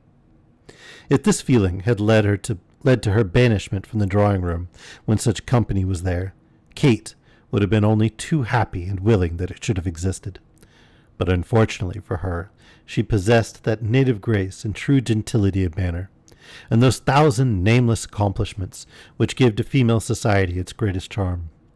If these be valuable anywhere, they were especially so where the lady of the house was a mere animated doll. The consequence was that Kate had the double mortification of being an indispensable part of the circle when Sir Mulberry and his friends were there, and of being exposed on that very account to all Miss Wycherley's ill humours and caprices when they were gone. She became utterly and completely miserable. Mrs. Wycherley had never thrown off the mask with regard to Sir Mulberry, but when she was more than usually out of temper, attributed the circumstance, as ladies sometimes do, to nervous indisposition. However, as the dreadful idea that Lord Verisopht also was somewhat taken with Kate, and that she, Mrs. Wycherley, was quite a secondary person, dawned upon that lady's mind, and gradually developed itself, she became possessed with a large quantity of highly proper and most virtuous indignation, and felt it her duty, as a married lady and a moral member of society, to mention the circumstance to the young person without delay. Accordingly, Mrs. Wycherley broke ground next morning, during a pause in the novel reading. "Miss Nickleby," said Mrs. Wycherley, "I wish to speak to you very gravely. I am sorry to have to do it. Upon my word I am very sorry. But you leave me no alternative, Miss Nickleby." Here Mrs. Wycherley tossed her head, not passionately, only virtuously, and remarked with some appearance of excitement that she feared that palpitation of the heart was coming on again. "Your behavior, Miss Nickleby," resumed the lady, "is very far from pleasing me. Very far. I am very anxious indeed that you should do well, but you may depend upon it, Miss Nickleby, you will not, if you go on as you do." "Ma'am," exclaimed Kate proudly. "Don't agitate me by speaking in that way, Miss Nickleby. Don't," said Mrs. Wycherley, with some violence, "or you'll compel me to ring the bell." Kate looked at her, but said nothing. "You needn't suppose," resumed Mrs. Wycherley, "that your looking at me in that way, Miss Nickleby, will prevent my saying what I am going to say, which I feel to be a religious duty. You needn't direct your glances towards me," said Mrs. Wycherley, with a sudden burst of spite. I am not Sir Mulberry. No, nor Lord Frederick Verisopht, Miss Nickleby. Nor am I Mr. Pike, nor Mr. Pluck either. Kate looked at her again, but less steadily than before, and resting her elbow on the table, covered her eyes with her hands. If such things had been done when I was a young girl, said Mrs. Wititterly. This, by the way, must have been some little time before. I don't suppose anybody would have believed it. I don't think they would, murmured Kate. I do not think anybody would believe, without actually knowing it, what I seem doomed to undergo. Don't talk to me of being doomed to undergo, Miss Nickleby, if you please, said Mrs. Wititterly, with a shrillness of tone quite surprising in so great an invalid. I will not be answered, Miss Nickleby. I am not accustomed to be answered, nor will I permit it for an instant. Do you hear? She added, waiting with some apparent inconsistency for an answer. I do hear you, ma'am, replied Kate, with surprise, with greater surprise than I can express. I have always considered you a particularly well-behaved young person for your station in life, said Mrs. Wititterly, and as you are a person of healthy appearance, and neat in your dress and so forth, I have taken an interest in you, as I do still, considering that I owe a sort of duty to that respectable old female, your mother. For these reasons, Miss Nickleby, I must tell you once for all, and begging you to mind what I say, that I must insist upon you immediately altering your very forward behavior to the gentlemen who visited this house. It really is not becoming, said Mrs. Wititterly, closing her chaste eyes as she spoke. It is improper, quite improper. Oh, cried Kate, looking upwards and clasping her hands. Is not this too cruel, too hard to bear? Is it not enough that I should have suffered as I have, night and day, that I should almost have sunk in my own estimation from very shame of having been brought into contact with such people? But must I also be exposed to this unjust and most unfounded charge? You will have the goodness to recollect, Miss Nickleby, said Mrs. Wititterly, that when you use such terms as unjust and unfounded, you charge me, in effect, with stating that which is untrue. I do, said Kate, with honest indignation. Whether you make this accusation of yourself, or at the prompting of others, is alike to me. I say it is vilely, grossly, wilfully untrue. It is possible, cried Kate, that anyone of my own sex can have sat by and not seen the misery these men have caused me. Is it possible that you, ma'am, can have been present and failed to mark the insulting freedom that their every look bespoke? Is it possible that you can have avoided seeing that these libertines, in their utter disrespect for you, and utter disregard of all gentlemanly behavior, and almost of decency, have had but one object in introducing themselves here, and that the furtherance of their designs upon a friendless, helpless girl, who without this humiliating confession might have hoped to receive from one so much her senior something like womanly aid and sympathy? I cannot believe it. If poor Kate had possessed the slightest knowledge of the world, she certainly would not have ventured, even in the excitement into which she had been lashed, upon such an injudicious speech as this. Its effect was precisely what a more experienced observer would have foreseen. Mrs. Wititterly received the attack upon her veracity with exemplary calmness, and listened with the most heroic fortitude to Kate's account of her own sufferings. But allusion being made to her being held in disregard by the gentleman, she evinced violent emotion, and this blow was no sooner followed up by the remark concerning her seniority than she fell back upon the sofa, uttering dismal screams. What is the matter? Cried Mr. Wititterly, bouncing into the room. Heavens, what do I see? Julia, Julia! Look up, my life, look up! But Julia looked down most perseveringly, and screamed still louder, so Mr. Wititterly rang the bell, and danced in a frenzied manner round the sofa on which Mrs. Wititterly lay, uttering perpetual cries for Sir Tumley Snuffim, and never once leaving out to ask for any explanation of the scene before him. Run for Sir Tumley, cried Mr. Wititterly, menacing the page with both fists. I knew it, Miss Nickleby, he said, looking round with an air of melancholy triumph. That society has been too much for her. This is all soul, you know, every bit of it. With this assurance, Mr. Wititterly took up the prostrate form of Mrs. Wititterly and carried her bodily off to bed. Kate waited until Sir Tumley Snuffim had paid his visit and looked in with a report that, through the special interposition of a merciful providence, thus spake Sir Tumley, Mrs. Wititterly had gone to sleep. She then hastily attired herself for walking, and leaving word that she should return within a couple of hours, hurried away towards her uncle's house. It had been a good day with Ralph Nickleby, quite a lucky day. And as he walked to and fro in his little back room, with his hands clasped behind him, adding up in his own mind all the sums that had been, or would be, netted from the business done since morning, his mouth was drawn into a hard, stern smile, while the firmness of the lines and curves that made it up, as well as the cunning glance of his cold, bright eye, seemed to tell that if any resolution or cunning would increase the profits, they would not fail to be excited for the purpose.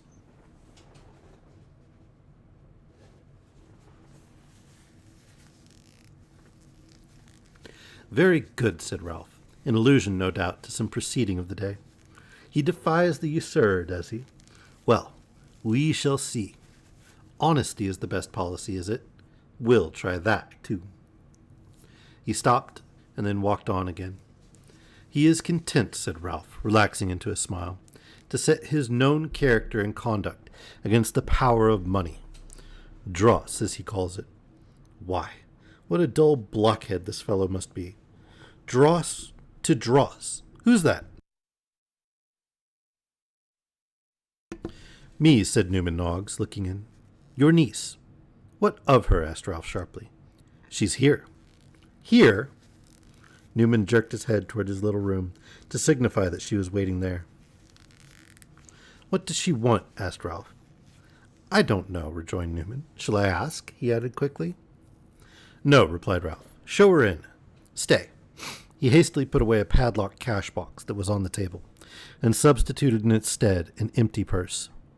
There, said Ralph. Now she may come in. Newman, with a grim smile at this maneuver, beckoned the young lady to advance, and having placed a chair for her, retired, looking stealthily over his shoulder at Ralph as he limped slowly out. Well, said Ralph, roughly enough, but still with something more of a kindness in his manner than he would have exhibited toward anybody else.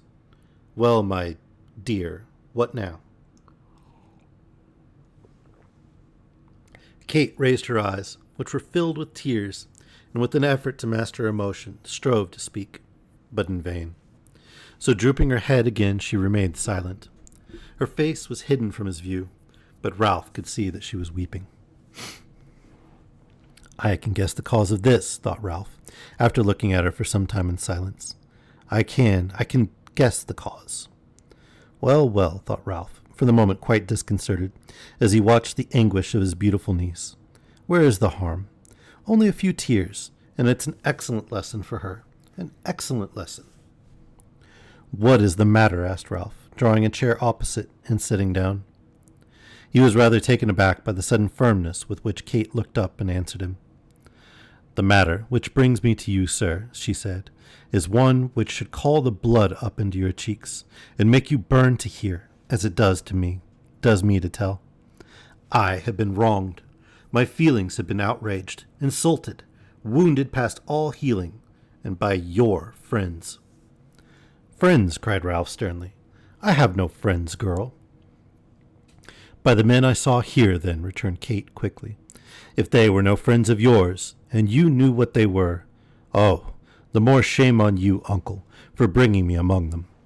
To have subjected me to what I was exposed to here, through any misplaced confidence or imperfect knowledge of your guests, would have required some strong excuse. But if you did it, as I now believe you did, knowing them well, it was most dastardly and cruel. Ralph drew back in utter amazement at this plain speaking, and regarded Kate with the sternest look. But she met his gaze proudly and firmly, and although her face was very pale, it looked more noble and handsome, lighted up as it was, than it had ever appeared before. There is some of that boy's blood in you, I see, said Ralph, speaking in his harshest tones, as something in the flashing eye reminded him of Nicholas at their last meeting. "I hope there is," replied Kate. "I should be proud to know it. I am young, uncle, and all the difficulties and miseries of my situation have kept it down, but I have been roused today beyond all endurance, and come what may, I will not, as I am your brother's child, bear these insults longer." "What insults, girl?" demanded Ralph sharply. "Remember what took place here, and ask yourself," replied Kate, coloring deeply. "Uncle, you must, I am sure you will, release me from such vile and degrading companionship as I am exposed to now." "I do not mean," said Kate, hurrying to the old man and laying her arm upon his shoulder, "I do not mean to be angry and violent. I beg your pardon if I have seemed so, dear uncle. But you do not know what I have suffered. You do not, indeed. You cannot tell what the heart of a young girl is. I have no right to expect you should. But when I tell you that I am wretched and that my heart is breaking, I am sure you will help me. I'm sure you will." Ralph looked at her for an instant, then turned away his head and beat his foot nervously upon the ground. "I have gone on day after day," said Kate, bending over him and timidly placing her little hand in his, in the hope that this persecution would cease. "I have gone on day after day, compelled to assume the appearance of cheerfulness when I was most unhappy. I have had no counselor, no adviser, no one to protect me. Mamma supposes that these are honorable men, rich and distinguished, and how can I undeceive her when she is so happy in these little delusions, which are the only happiness she has? The lady with whom you placed me is not the person to whom I could confide matters of so much delicacy, and I have come at last to you, the only friend I have at hand, almost the only friend I have at all, to entreat and implore you to assist me." "How can I assist you, child?" said Ralph, rising from his chair and pacing up and down the room in his old attitude. "You have influence with one of these men, I know," rejoined Kate emphatically. "Would not a word from you induce them to desist from this unmanly course?" "No," said Ralph, suddenly turning. "At least, I can't say it if it would." "Can't say it?" "No," said Ralph, coming to a dead stop and clasping his hands more tightly behind him. "I can't say it." Kate fell back a step or two and looked at him as if in doubt whether she had heard aright. "We are connected in business," said Ralph, poising himself alternately on his toes and heels and looking coolly in his niece's face. "In business, and I can't afford to offend them. What is it, after all? We have all our trials, and this is one of yours. Some girls would be proud to have such gallants at their feet." "Proud!" cried Kate. "I don't say," rejoined Ralph, raising his forefinger, "but that you do right to despise them. No, you show your good sense in that, as indeed I knew from the first you would. Well, in all other respects you are comfortably bestowed. It's not much to bear. If this young lord does dog your footsteps and whisper his drivelling inanities in your ears, what of it? It's a dishonorable passion. So be it. It won't last long. Some other novelty will spring up one day, and you will be released. In the meantime, interrupted Kate with becoming pride and indignation, I am to be the scorn of my own sex, and the toy of the other, justly condemned by all women of right feeling, and despised by all honest and honorable men, sunken in my own esteem, and degraded in every eye that looks upon me. No, not if I work my fingers to the bone, not if I am driven to the roughest and hardest labor. Do not mistake me. I will not disgrace your recommendation. I will remain in the house in which it placed me, until I am entitled to leave it by the terms of my engagement. Though mind, I see these men no more. When I quit it, I will hide myself from them and you, and striving to support my mother by hard service, I will live, at least, in peace, and trust in God to help me." With these words, she waved her hand and quitted the room, leaving Ralph Nickleby motionless as a statue. The surprise with which Kate, as she closed the room door, beheld close beside it Newman Noggs, standing bolt upright in a little niche in the wall, like some scarecrow or Guy Fawkes laid up in winter quarters, almost occasioned her to call out. But Newman, laying his finger upon his lips, she had the presence of mind to refrain. "Don't," said Newman, gliding out of his recess and accompanying her across the hall. "Don't cry, don't cry." 2 very large tears, by the by, were running down Newman's face as he spoke. "I see how it is," said poor Noggs, drawing from his pocket what seemed to be a very old duster, and wiping Kate's eyes with it, as gently as if she were an infant. "You're giving way now. Yes, very good, that's right, I like that. It was right not to give way before him. Yes, ha ha ha, oh yes, poor thing." With these disjointed exclamations, Newman wiped his own eyes with the aforementioned duster, and limping to the street door, opened it to let her out. "Don't cry any more," whispered Newman. "I shall see you soon. Ha ha! And so shall somebody else too. Yes. Ho ho!" "God bless you," answered Kate, hurrying out. "God bless you." "Same to you," rejoined Newman, opening the door again a little way to say so. "Ha ha ha ha! Ho ho ho!" And Newman Noggs opened the door once again to nod cheerfully, and laugh, and shut it, to shake his head mournfully and cry. Ralph remained in the same attitude till he heard the noise of the closing door, when he shrugged his shoulders, and after a few turns about the room, hasty at first, but gradually becoming slower, as he relapsed into himself, sat down before his desk.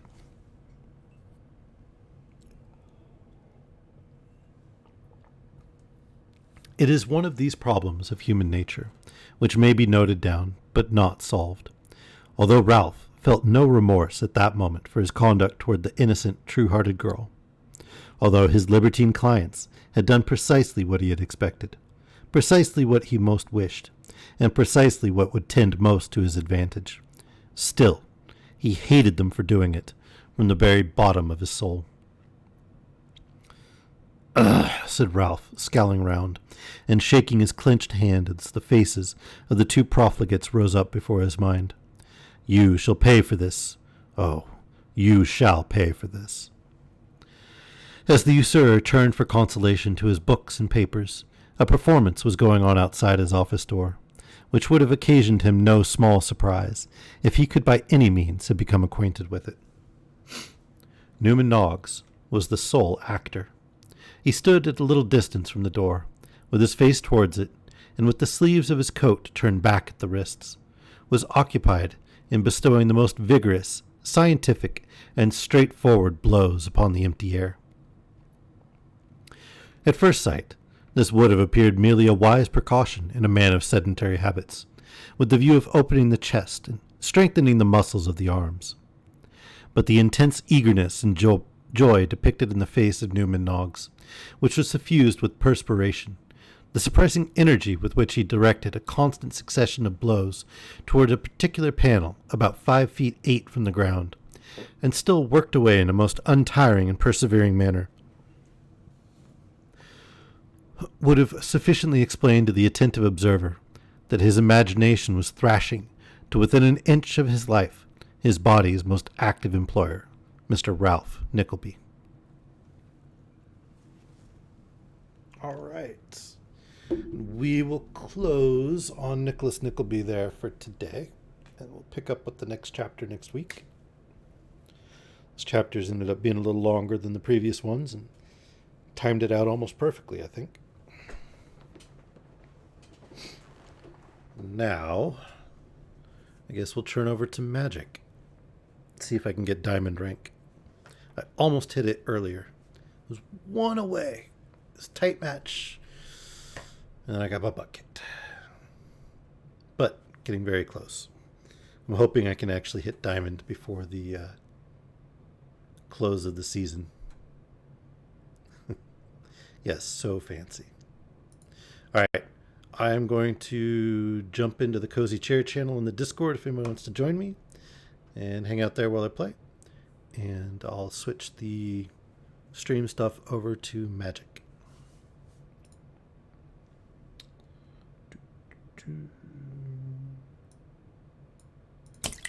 Play stream.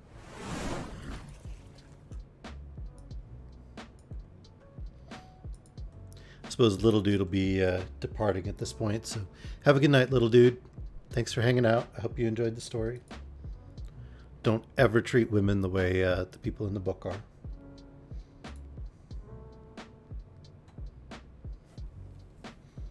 Let's change this over to a mature rated stream so we can make all the immature jokes.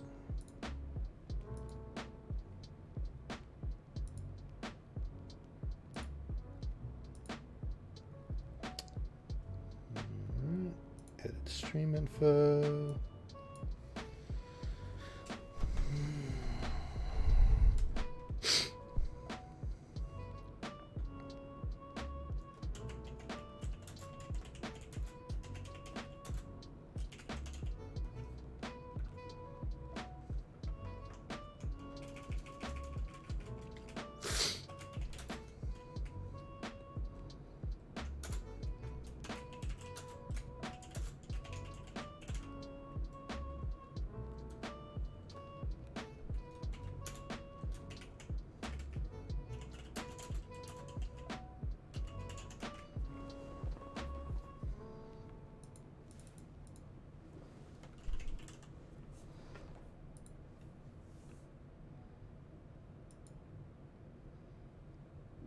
All right, we are updated.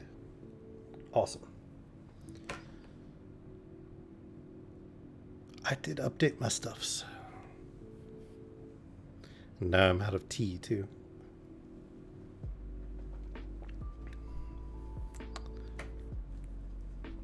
Well, I don't have a timestamp on the chats.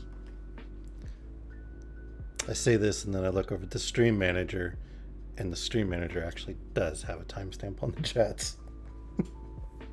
Oops. But I wasn't looking at it when I said it. All right.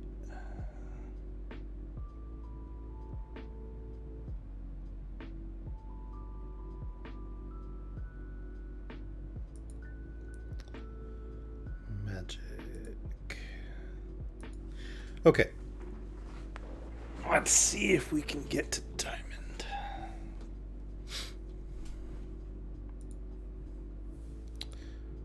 Not that deck. We'll stick with the one we have been using. If we get knocked back down... No, not the bot. Not the bot. I clicked the wrong thing. Sorry guys, my bad. Let's try actually paying attention to what we're doing now.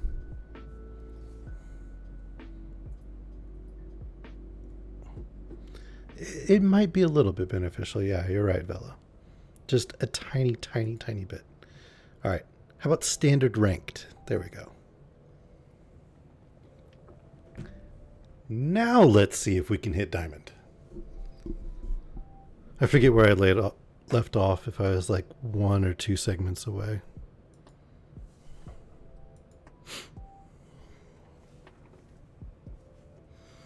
I went back and forth several times. Alright, 3 lands. We got a foretell creature thing. Yep, this will work. At least I can make it work.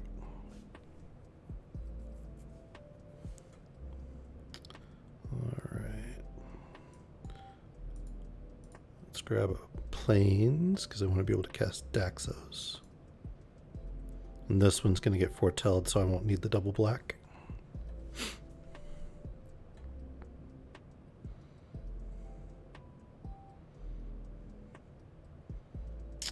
And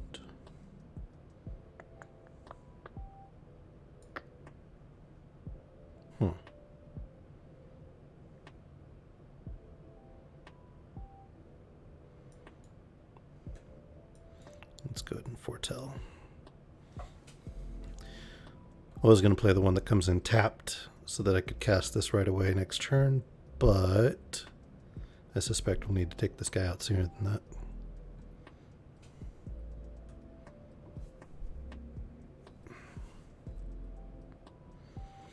So doing it this way let me foretell it, and then I'll be able to cast it next turn, even as we wait for that to come untapped.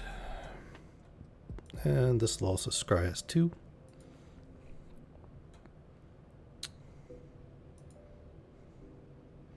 Kapow.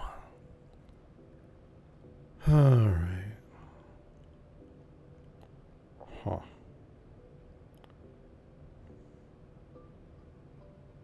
Actually, yeah, we'll just stick with those. I need the mana. And then some card draw will help a lot. So we toss this out, cast this, and then we can put the Eerie out.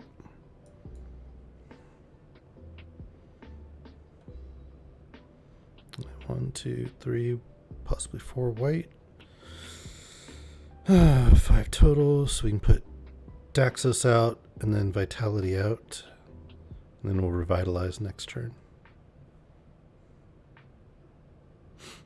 Yeah, I think that's what we'll do.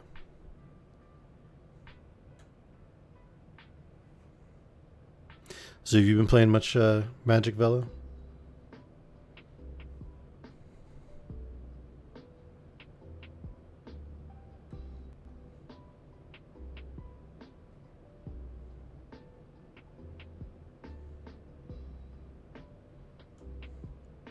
Okay.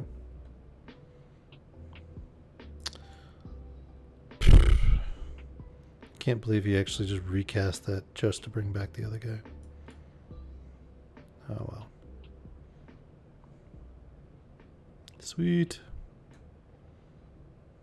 Let's hoping that'd be enough. Because this guy's a demigod, this gave me 1 life. And then when I cast that out, it keyed in the life gain +1 ability. So I got 2 life from casting that one. Total 3, so the Griffin Eerie worked. And then this one will give me another 3, or 4 actually, with the Angel. Which will mean that I get another Griffin.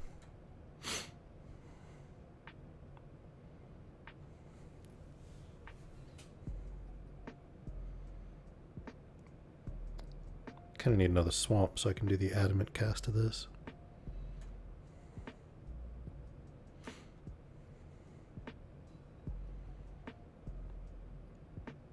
That wasn't nice.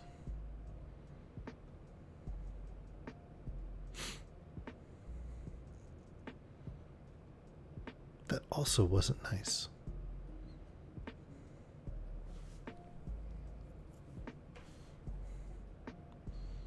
It's pretty effective at taking down my creatures, though, that's for sure. Okay. Didn't get the black mana I was hoping for. So let's tap you and you. Maybe I'll draw a swamp. Nope, no swamp. Rip.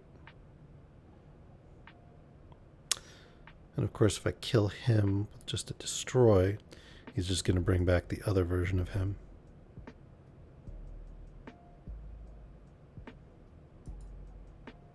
Lame. All right. Well, I really need the cards, even if I'm going to take the damage.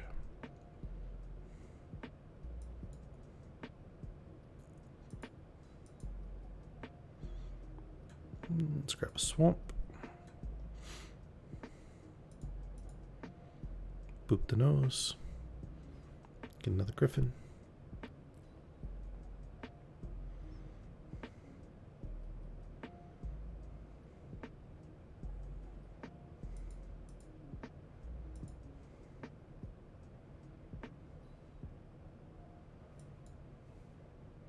That life gain has got to go. Alright, this time we'll get the adamant.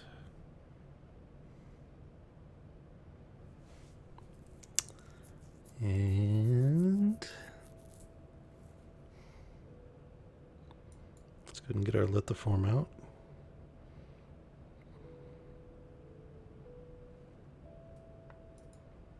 Get that back to block.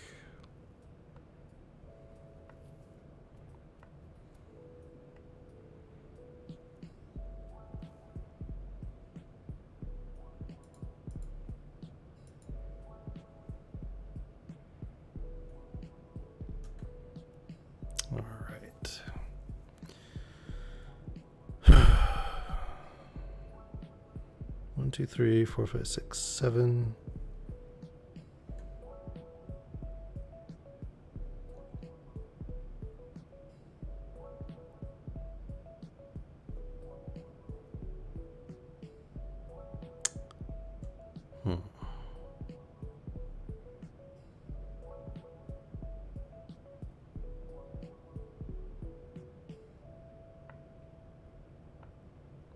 I want to duplicate stuff.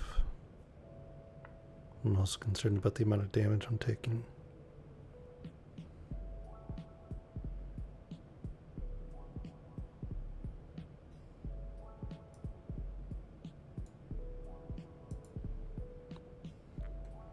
So foretell it. We have 3, 5 left. We'll cast it. Oh, can't do it on the same turn. Okay. Well, then we'll duplicate this. Maybe. Yes.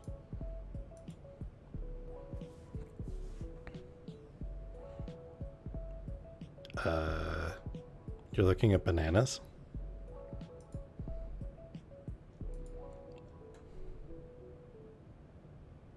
Oh, I wasn't paying that much attention. Sorry.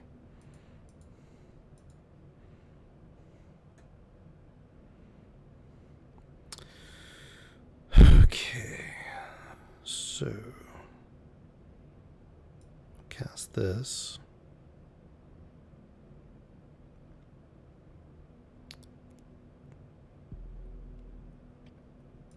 Kill that first.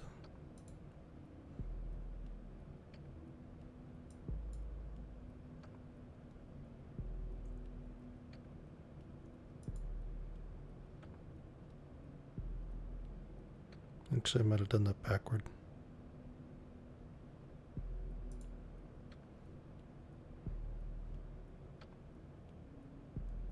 Oh, fuck that up. Oh well.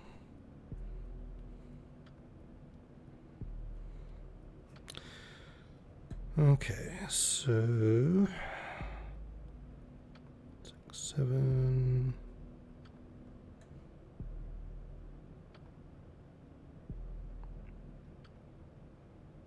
Let's guess that one out first. And we'll copy it.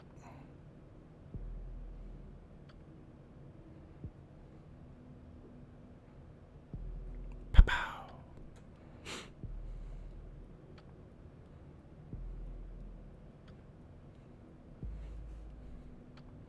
Okay, gonna go put little dude to bed. All right. Well, tell him I said goodnight, and I'll hopefully see you when you get back.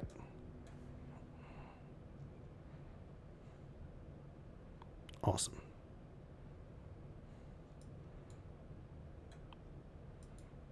Gain life. Duplicate it. Gain 8 life.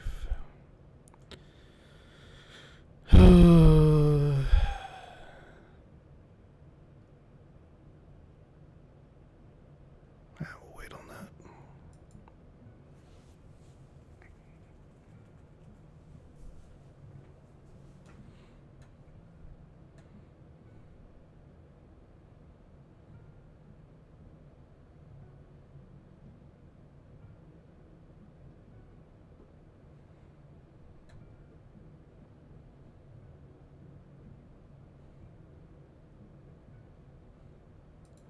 Block you.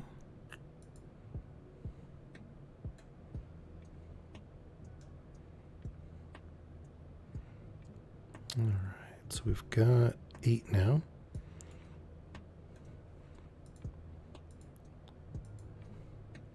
So we'll cast and copy that.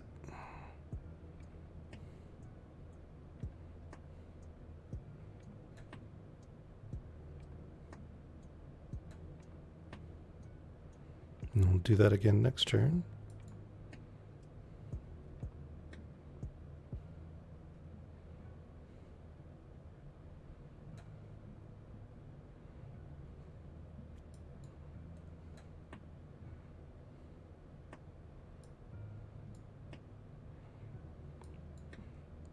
Here we go.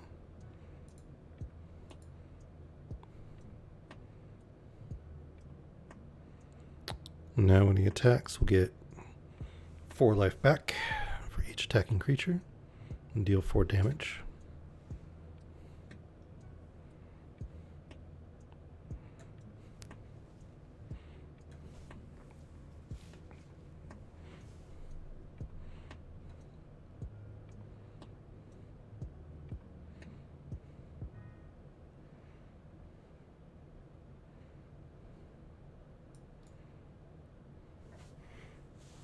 All right.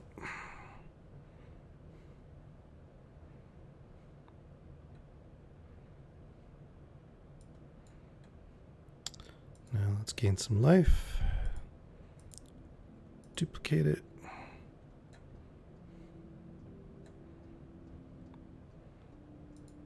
And create that. Sweet.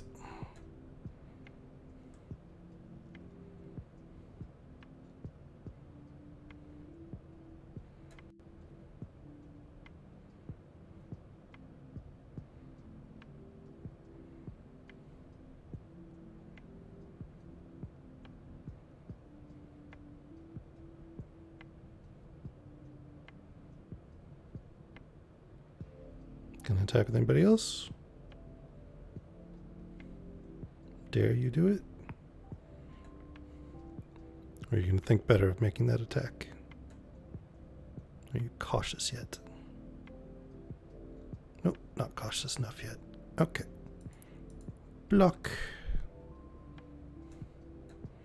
Hey, look at that. I suffered nothing, and you suffered all kinds of things.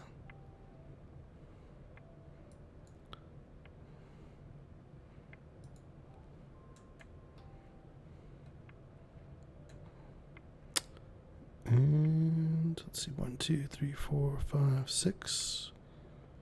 So we can make 2 of these guys.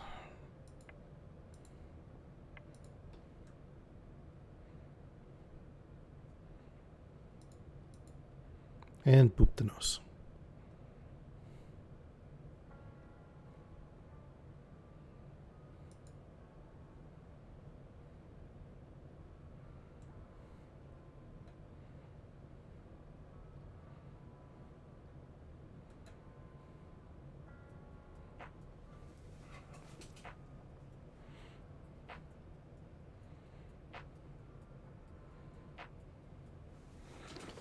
Big creatures don't matter if you can't hit me with them, dude.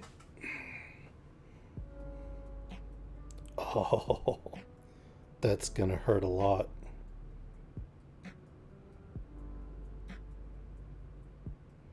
I don't think he understands what he just did.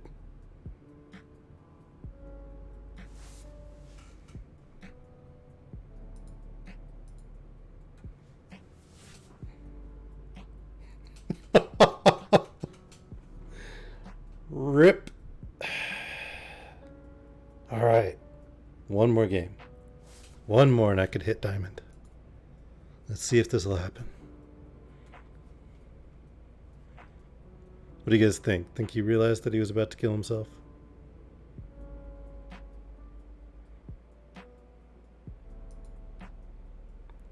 Field of Ruin. That's cool. All right. I hate how quickly they slow these rewards down.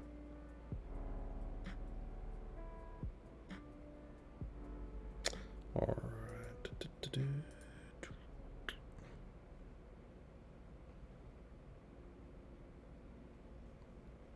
I should put together a clips video of opponents killing themselves.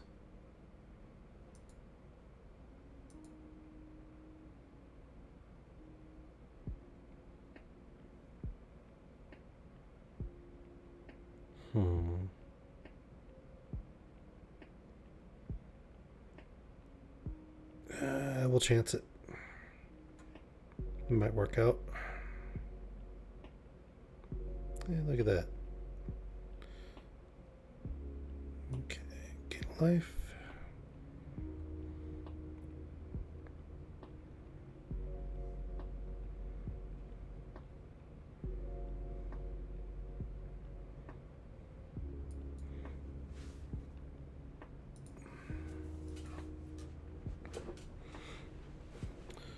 foretell poison the cup next.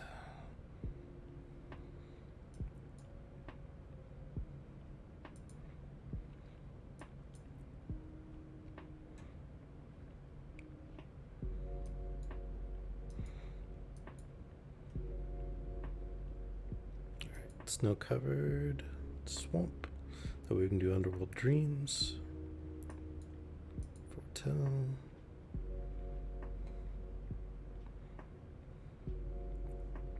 That is a really cool new mechanic, that foretelling. Maybe slightly overpowered, but very cool.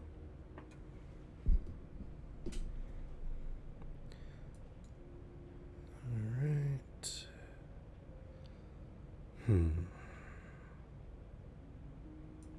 Yeah, let's do this with the adamant cost. Nice. Too bad this isn't destroy enchantment and artifact. Oh well. Saving my life gains until I get some of the stuff that's triggered by life gain, like Veto and the Griffin Eries. Oh, fuck that guy.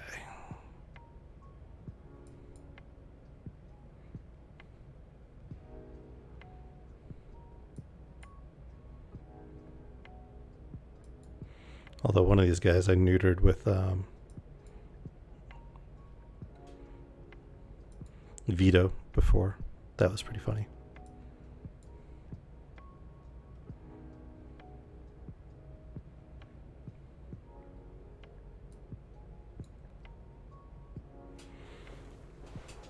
All right. So I've got 2, 3. Yep. All right. I'm going to Underworld Dreams. And I'm going to kill that Angel of Destiny, because he doesn't need to be around.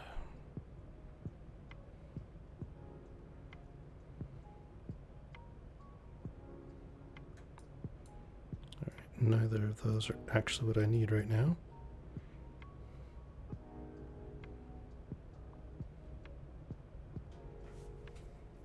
I have a Forever Young already in my hand.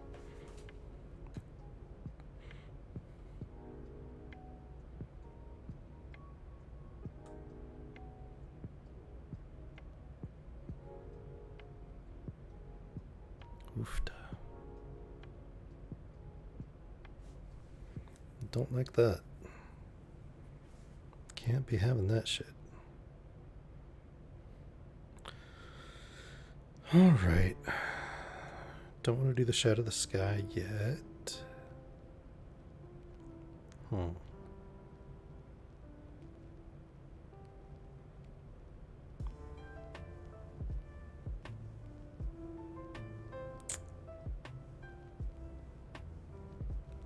do I want to get rid of?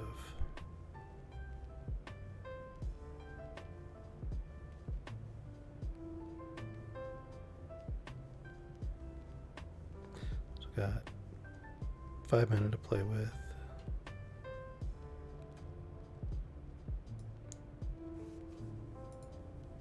Alright, that enchantment's got to go.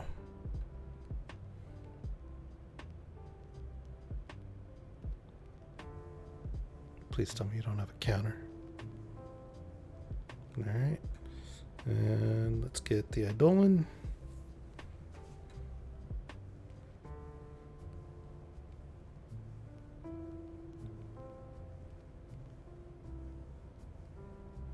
And the Ghoul out.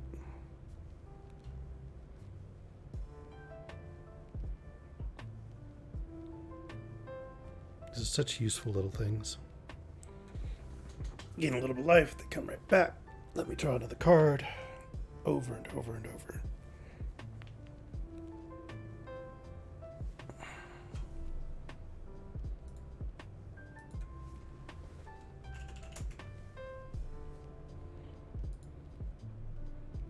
Transcendent Envoy. That's a new one. I haven't seen him before.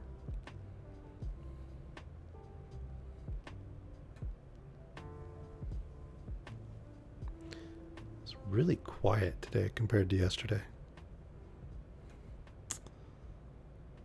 All right. Well,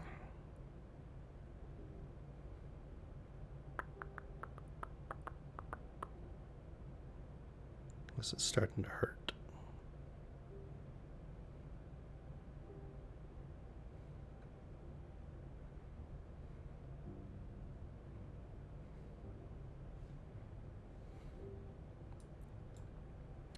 Let's foretell that.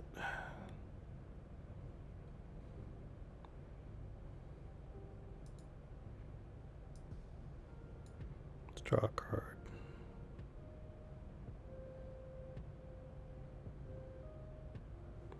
There's our Griffinary.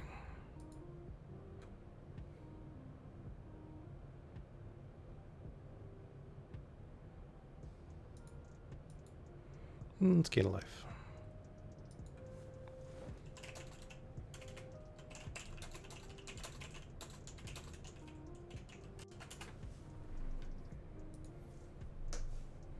See if we can get a gecko in here.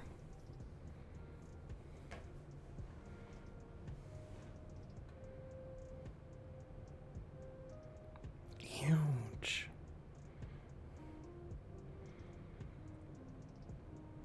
All right. Well, time for these guys to die.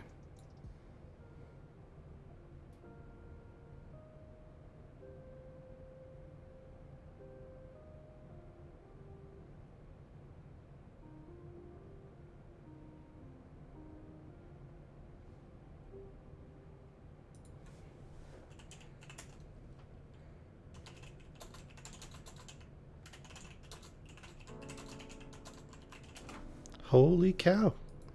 It's a Megster. Hey, Meg. How's you?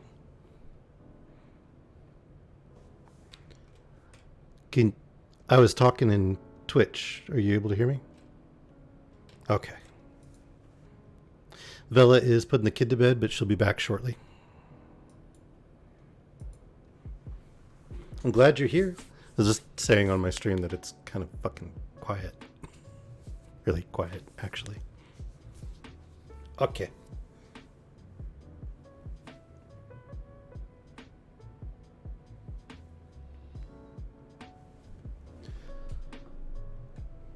So, on the off chance that I win this one, I will advance to the next tier, which gives more rewards at the end of the season. And the season ends in like a day or two.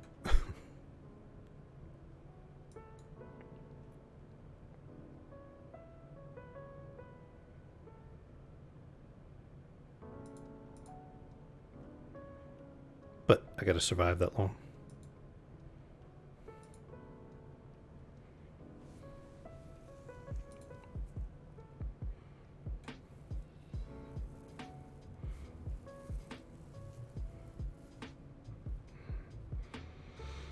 I think I better use this one next turn. I can get 2 angels out of it.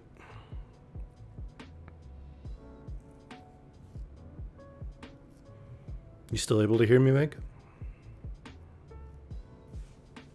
Okay, just checking.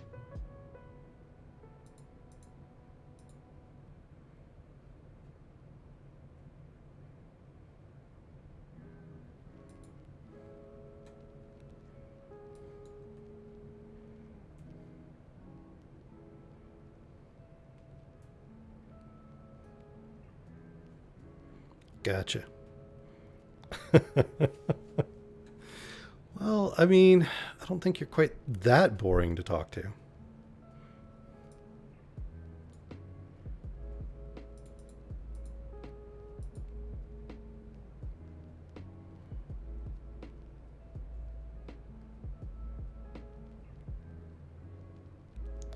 Three, four, 6. If I can get one more land, then I can do Search for Glory. Get the Saga for Angels. Oh, dick. It was a good play, but dick.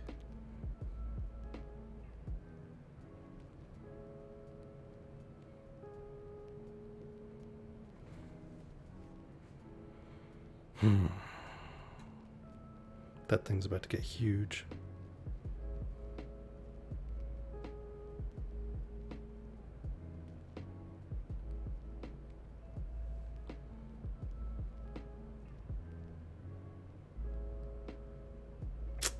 Ouch.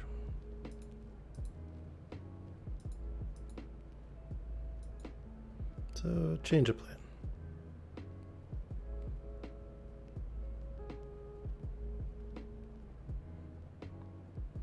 Of course he did.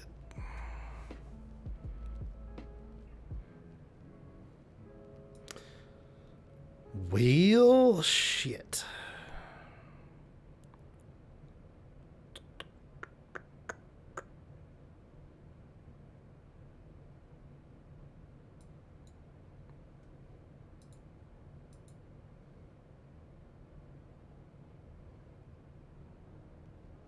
That didn't help.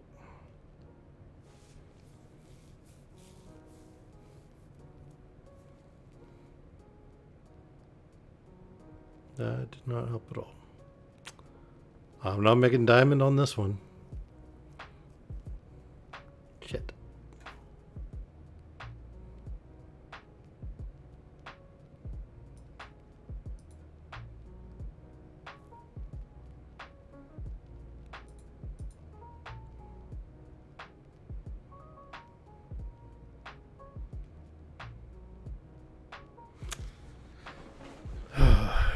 It's too bad. Had a nice turnaround last game.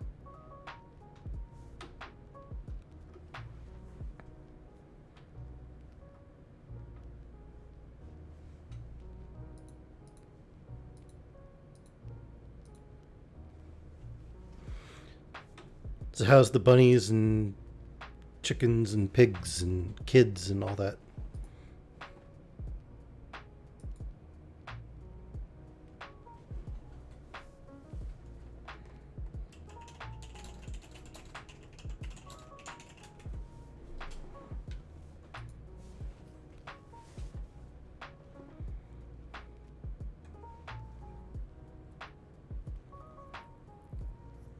Okay.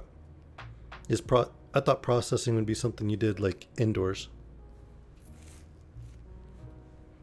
Or is it because you'll have like a whole bunch of other stuff to do? Oh. Yeah, that's fair. Okay. Yeah.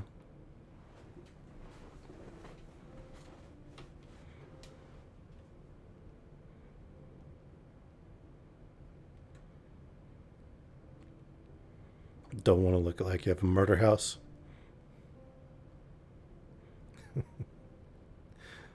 Oh, come on. I hear murder houses are all the rage.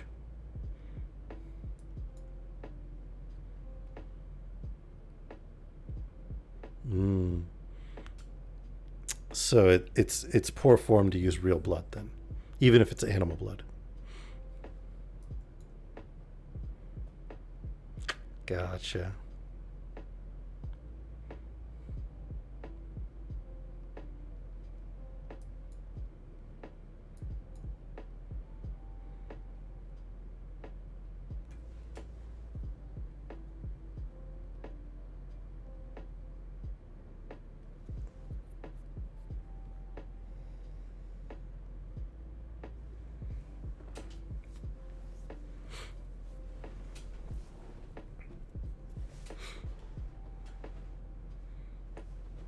Gotcha.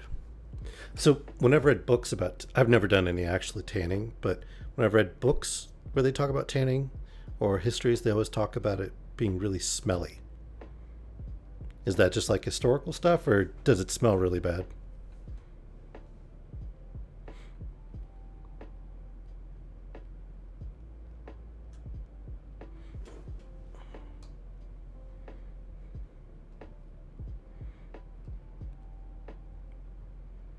Mm-hmm.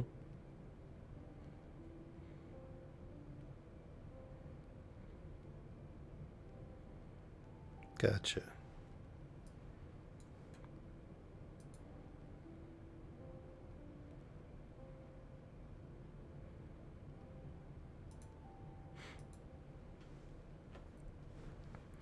At least it looks like this guy's as mana screwed as I am.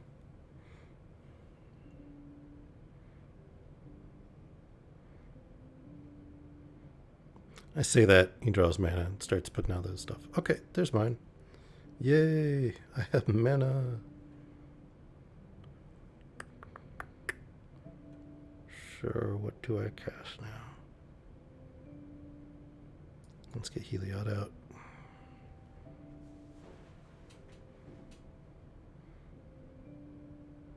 He'll be useful in a little bit.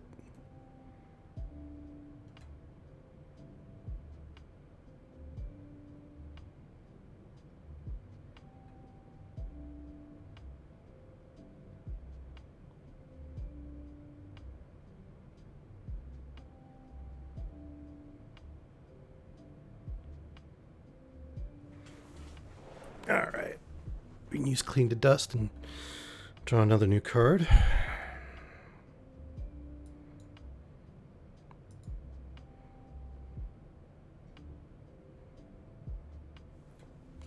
Love these because you can use them over and over again.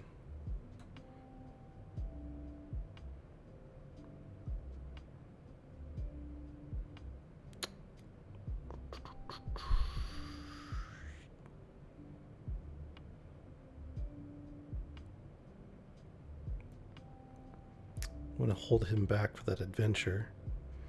So I guess I'll foretell you. Put you out.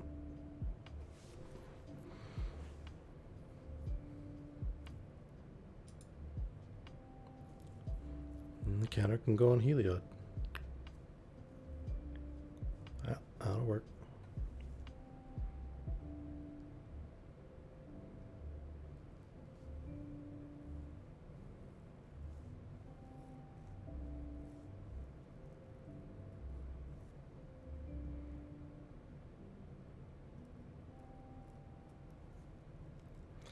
Land enters the battlefield under an opponent's control. That player had another. So basically, I can't play more than one land at a time. Got it. Well, thankfully or not thankfully, that's not a concern with this deck.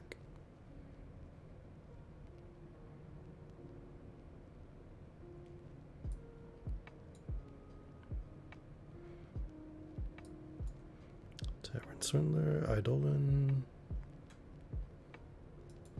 and we'll move on.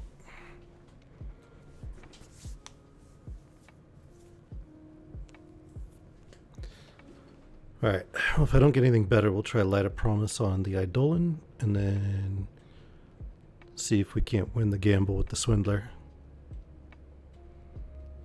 Start beasting that thing up. Like a week ago, I played this game where I actually had one creature get to like 1,056. It was ridiculous. What is this? Ew. I don't like that one.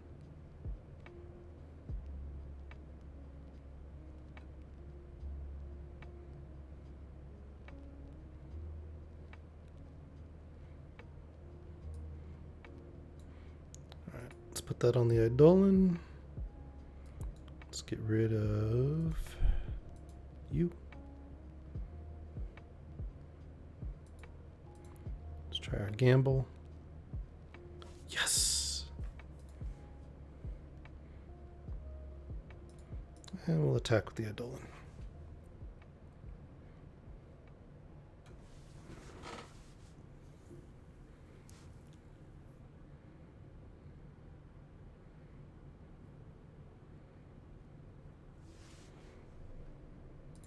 Make you a little bigger too. Nice.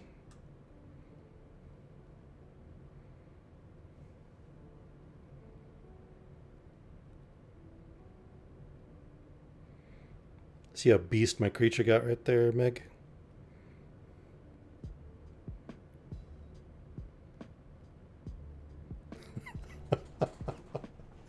You don't care at all about Magic, do you?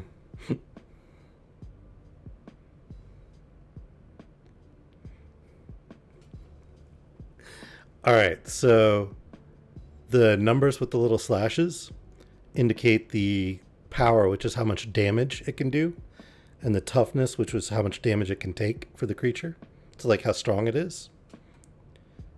So, this one starts out as 1 power, 2 toughness, which is really weak, but I've got it up to 16, 17, so it's really strong.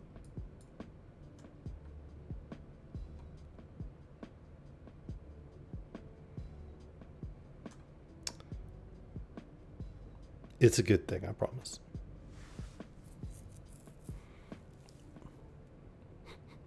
It's all right. It's fine.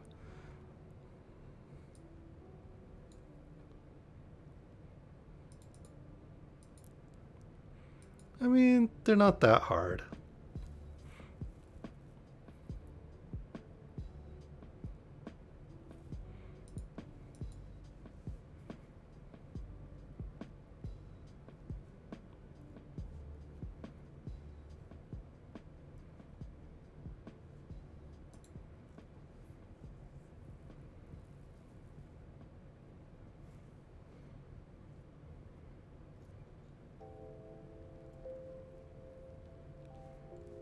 Well, if he doesn't do anything about it, then he is dead next turn.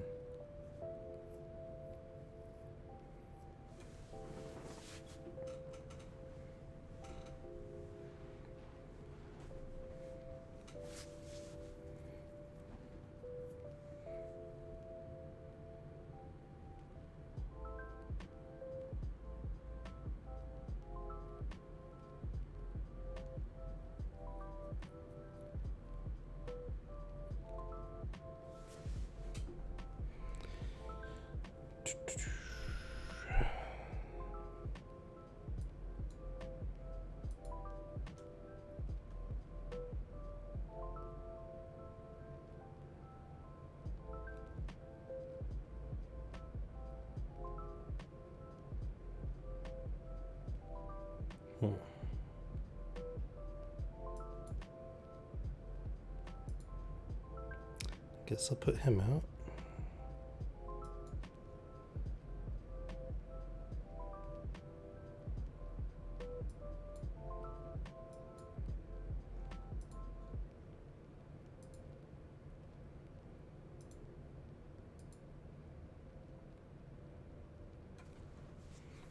Give everybody lifelink.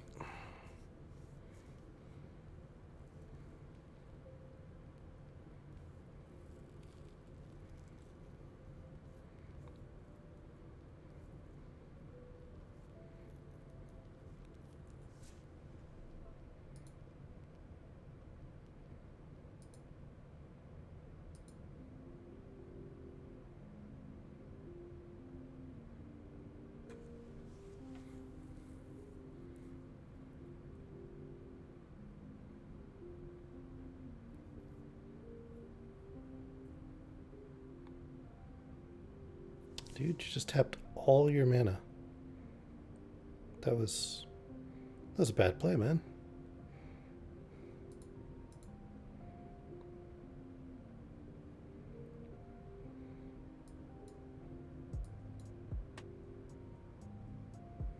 Like, isn't it just a stream of his old episodes?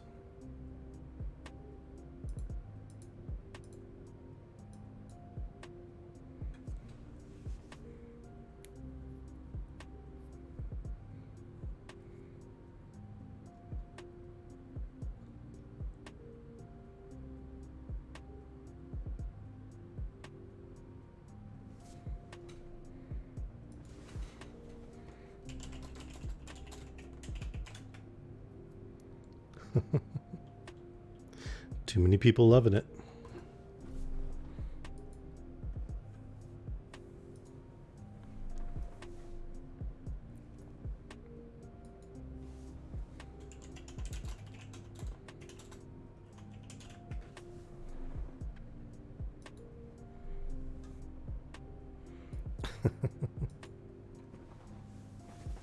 So, how does that work? Like, does any money from Bob Ross go to his estate, or?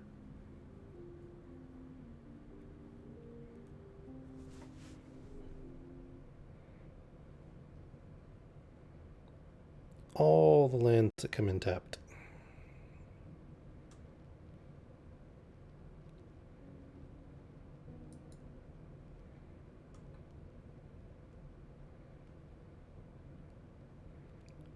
Oh my god, that is a big deck.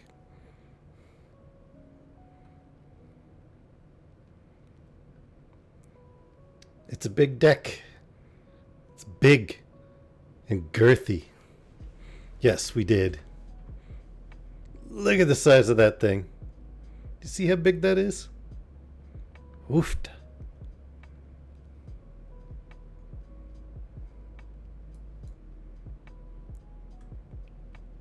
Baby. Look at my stream. I'm touching it right now. Look at that.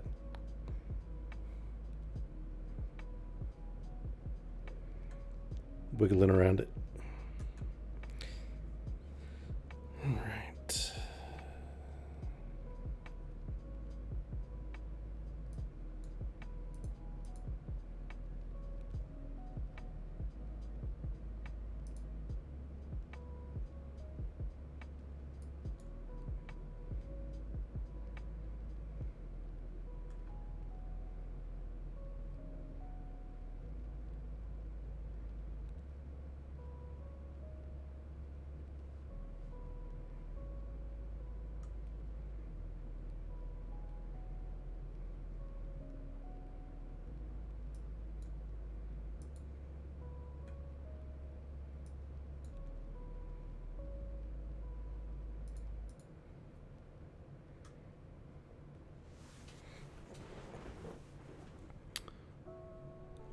So I'll destroy and exile that enchantment next. Oof.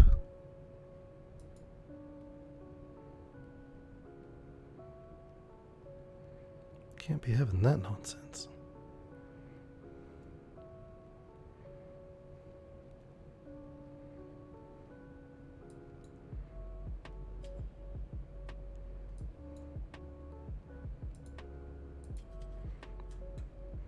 Goodbye, Mr. Enchantment. Double goodbye, Mr. Enchantment. Yep, all the bye.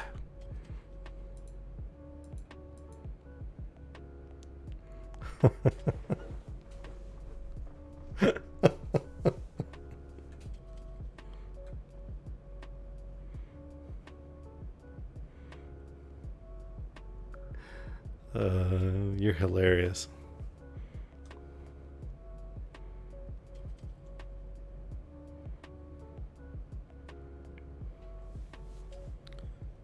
All right.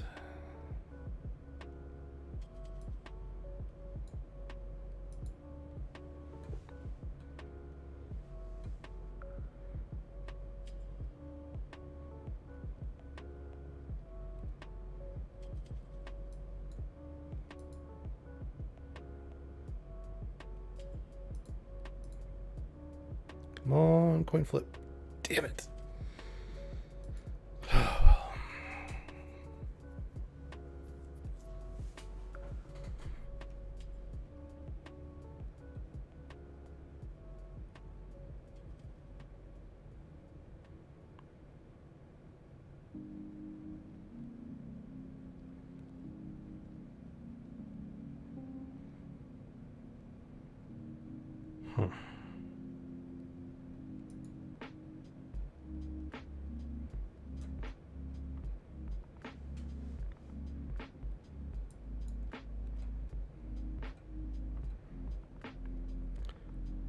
All right. 3, 4, 5.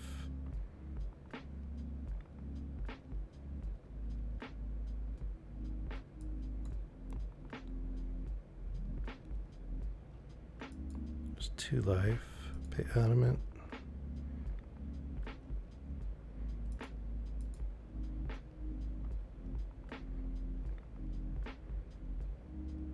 Comes a 4/5 creature. And we'll hold out for blocks. Fingers crossed. Might be able to turn this around.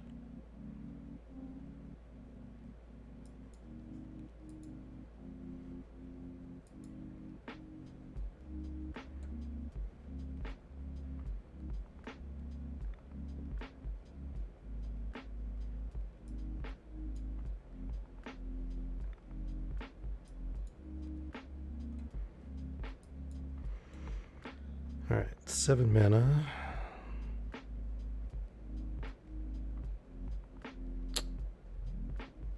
So if we cast him, we wouldn't quite have enough.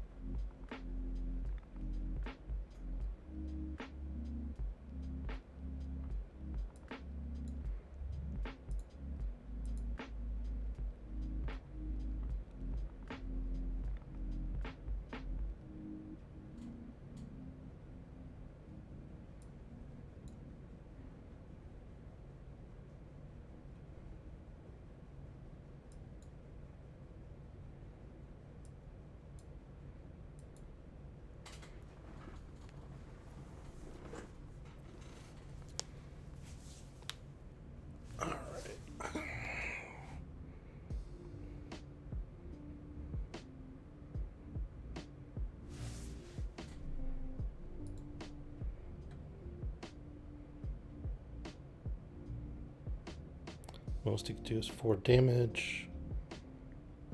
Or 2 damage. Alright.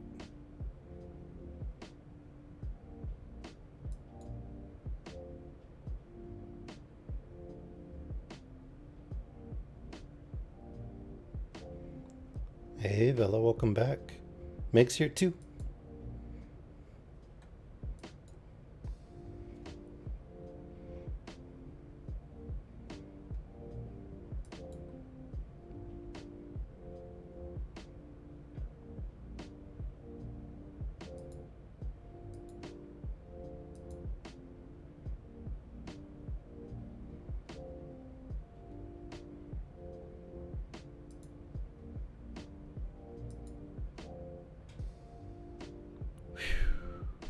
Okay.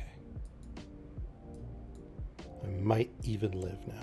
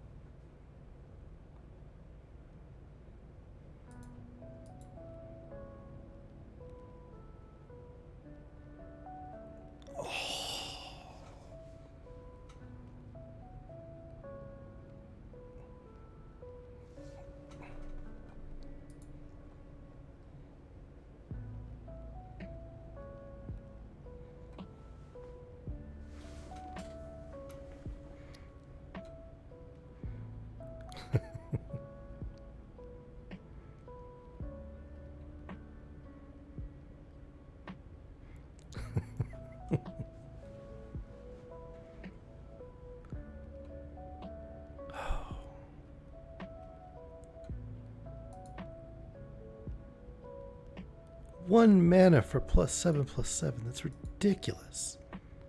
Ugh. Gross.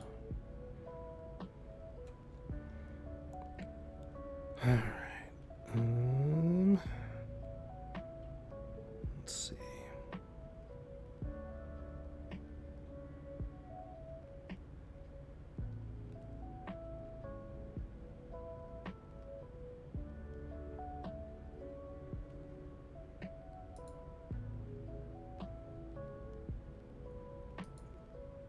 It's a lot of mana to bring back an Eindolin. Let's get this out there.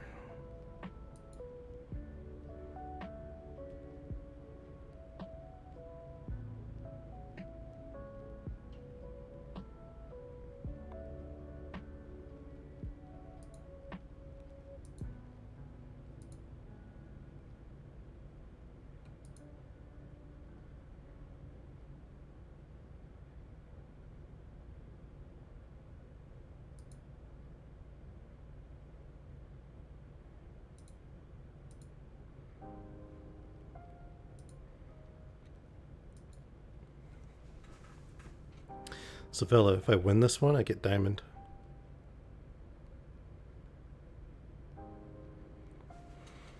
It was a near thing for a moment.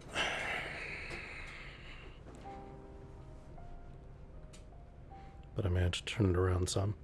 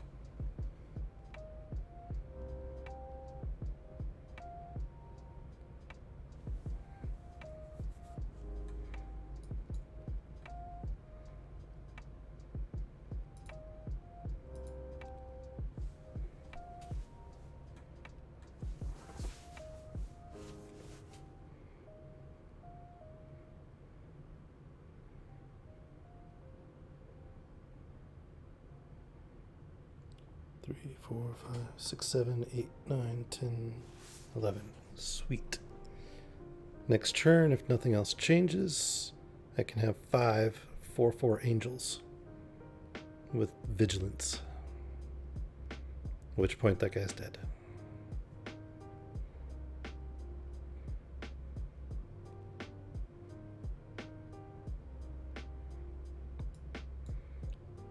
As long as he doesn't do anything ridiculous.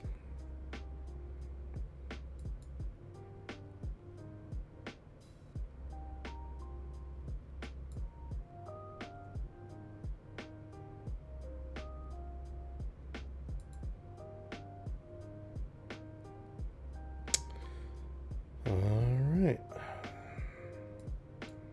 Here comes my ridiculousness.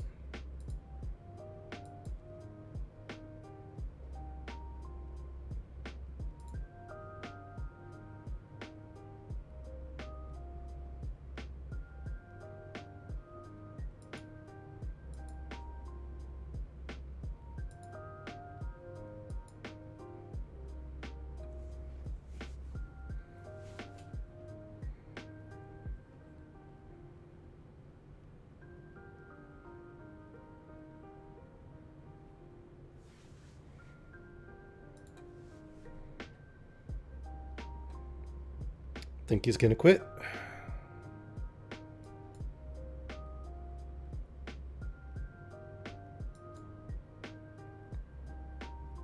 Apparently not. That's all right.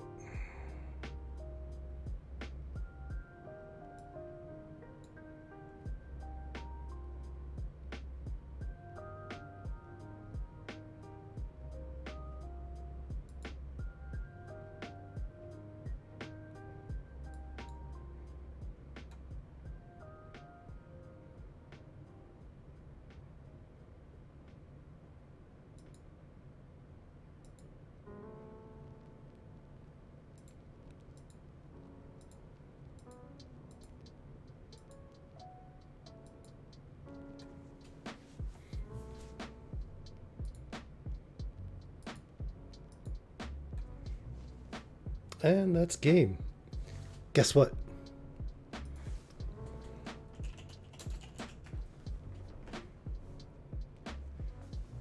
Yes! Victory! I reached diamond, guys. What? I'm happy.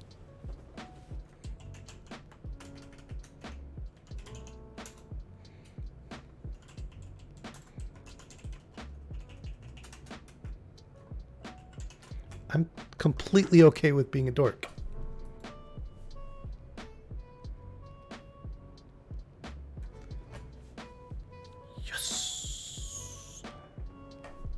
diamond. I think this is pretty good for like this being the first month I played.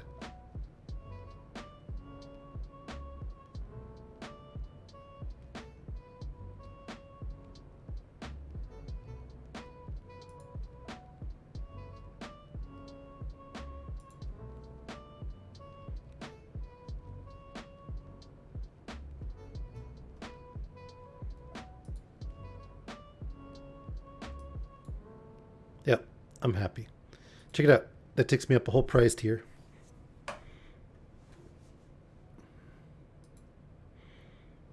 See?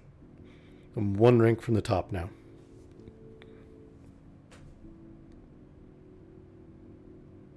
Sweet.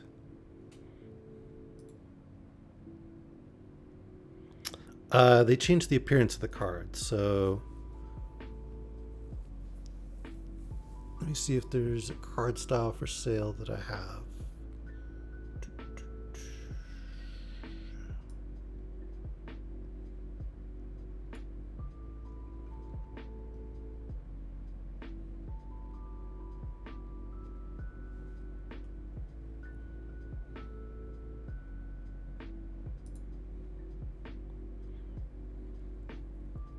All right, so you see this card appearance right here?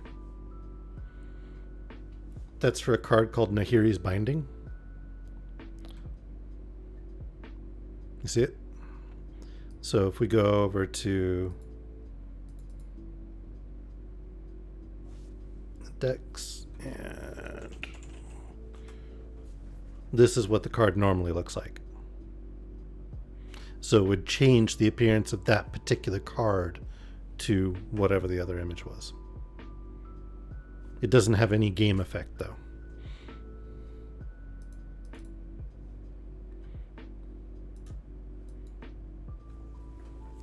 All right, let's see how tough diamond competition's gonna be.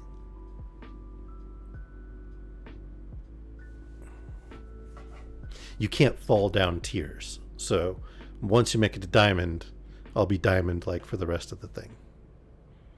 Unless diamond is different, of course, but I don't think it is.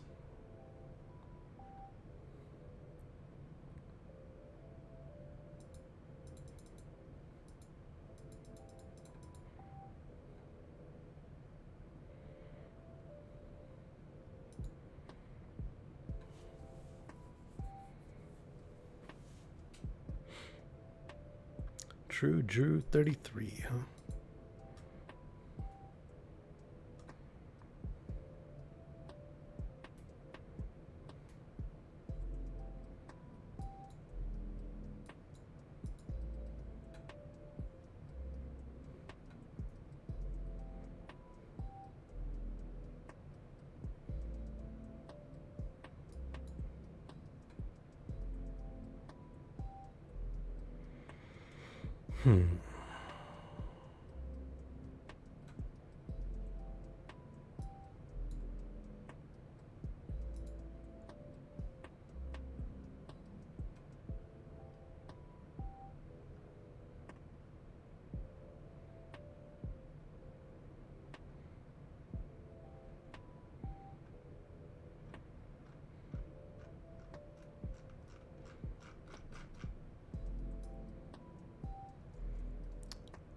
So it's sorted all the like ones I could pick up here.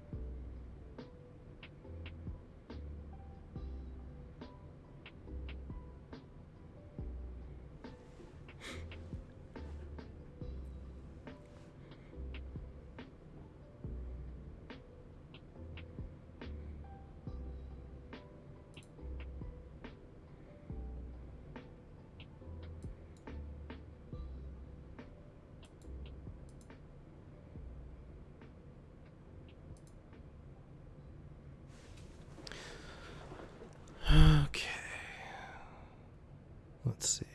Suppose I shouldn't have been quiet that long. Sorry about that. I'm just kind of in shock that I actually made diamond. Not kind of in shock, completely in shock that I actually made diamond. Alright, let's get rid of... Oh, I can't destroy it?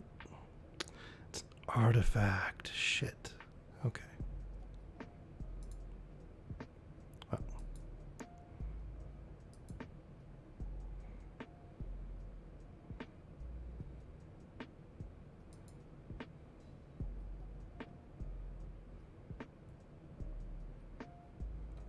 Just gonna keep taking those hits on, dude.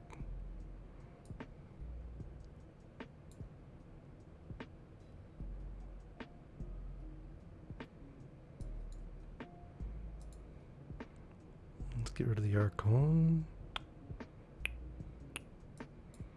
Definitely want the Revenge of Ravens, though.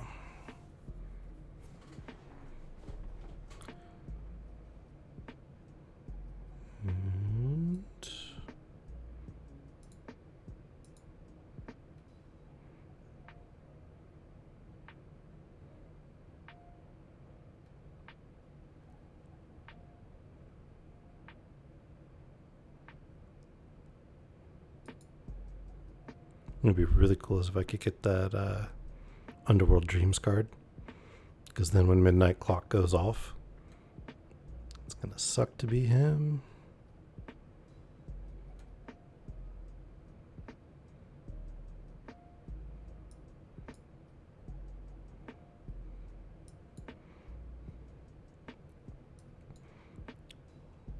Revenge of Ravens. Get rid of all the glitters.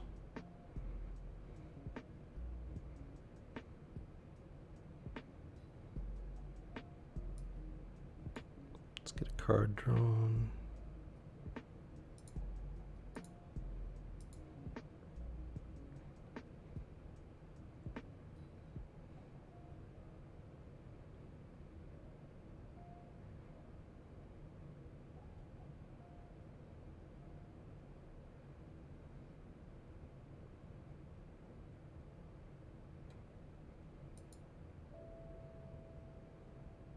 I wonder if he's mana screwed. Nah. Had to be a really expensive deck to be mana screwed with that.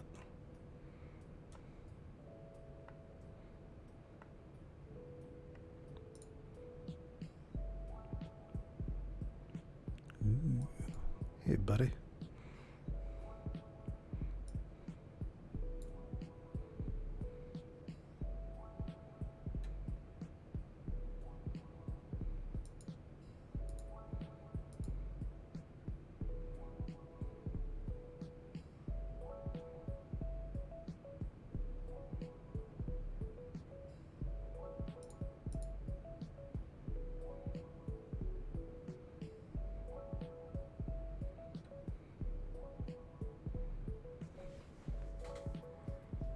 Gonna have to start sacrificing, man.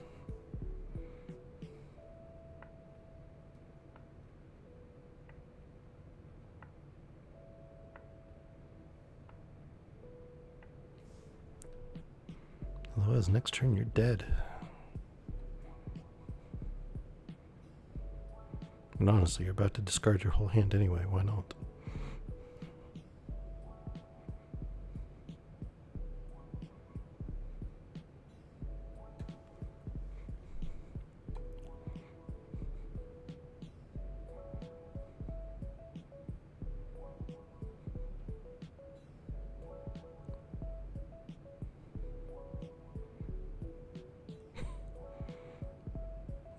Really not the one I would have banished, but okay.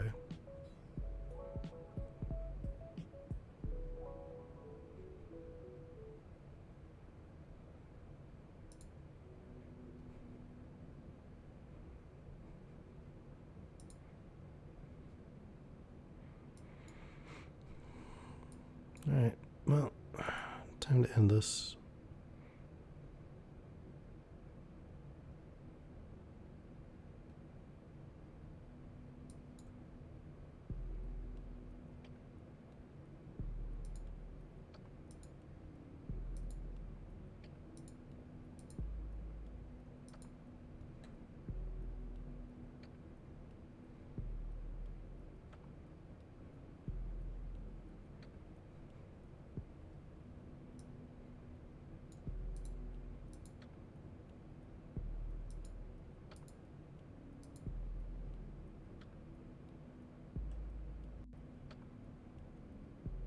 suppose I'm just being a dick right now.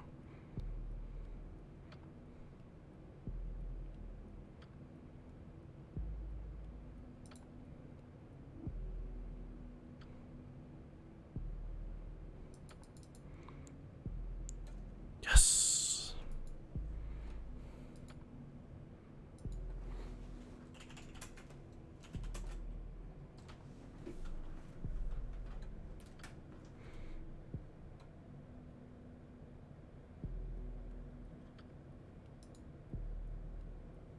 Ooh, a little more XP. I get another pack.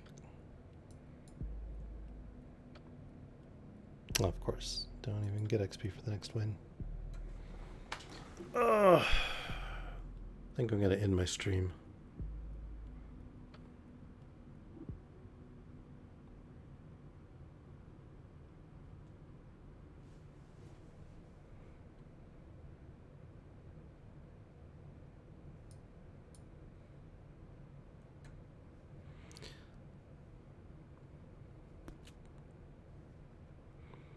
Tappity tappity. I don't even know if Meg can still hear me.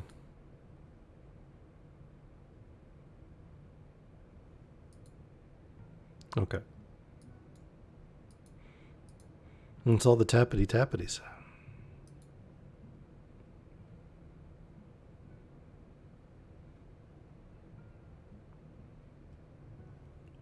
Oh, yeah.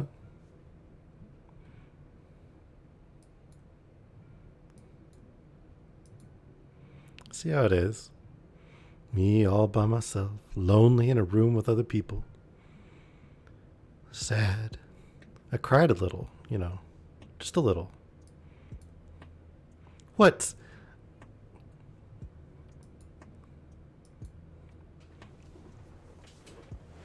You definitely could.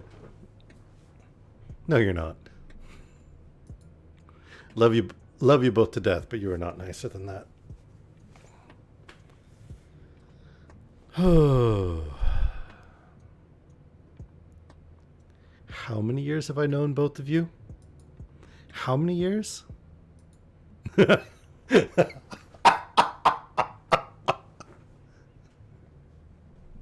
Wow.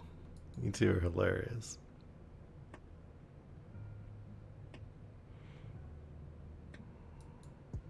I do. I already said that. Totally, readily acknowledge that.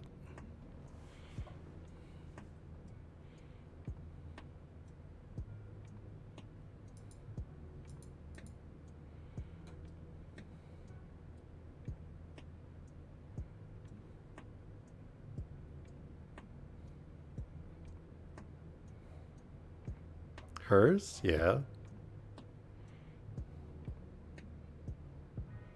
Well, no, there's all these and all these. It's a 60 card deck. Did we break you, Meg? I think Meg got broken.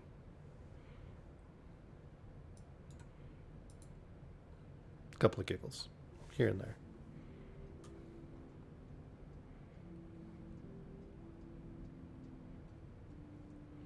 What's wrong with there being a cabin?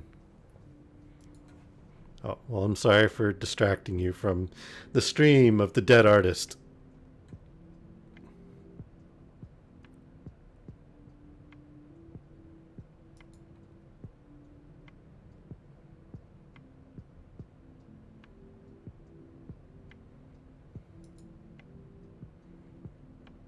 He's alive in spirit.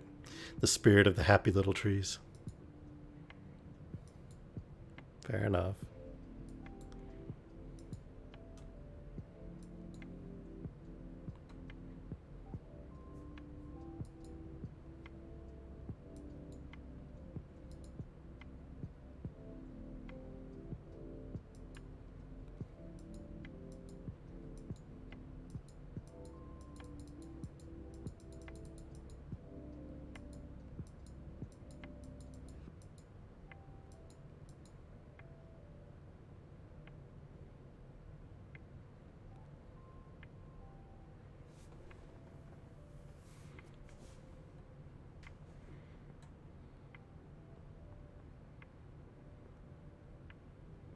don't understand. What they should have returned to my hand was veto.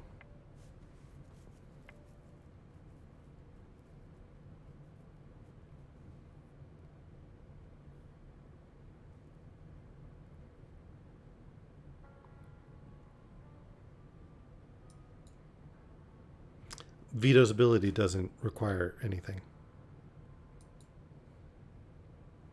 So,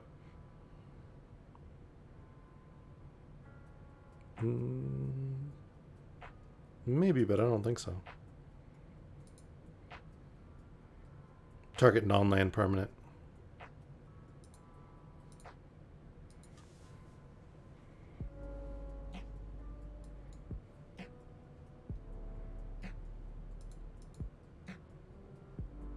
Kapow.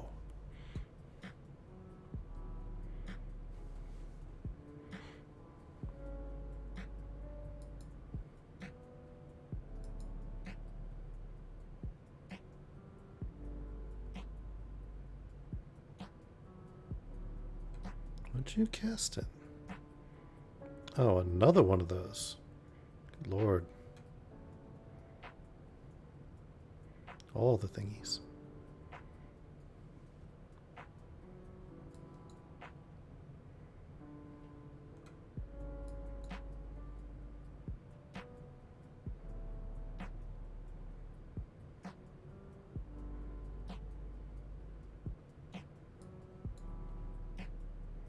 Aw, they quit. Oh, well, I was about to kill him anyway. All right. Well, it's been fun, everybody. For those couple of you that joined me tonight, nice quiet night streaming. And then for those of you who catch it on... Okay, I would have liked it to be a little less quiet. That would have been nice.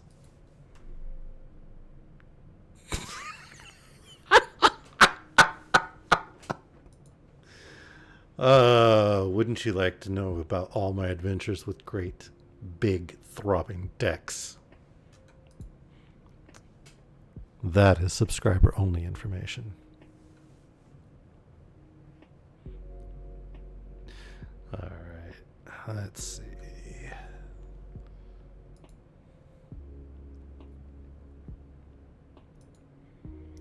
Let's go raid Alex, just because.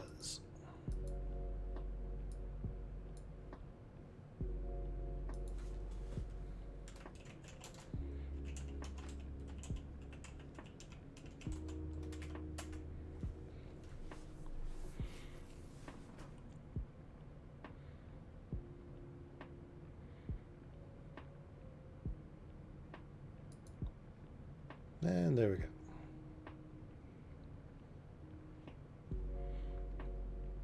All right. Good night, everybody.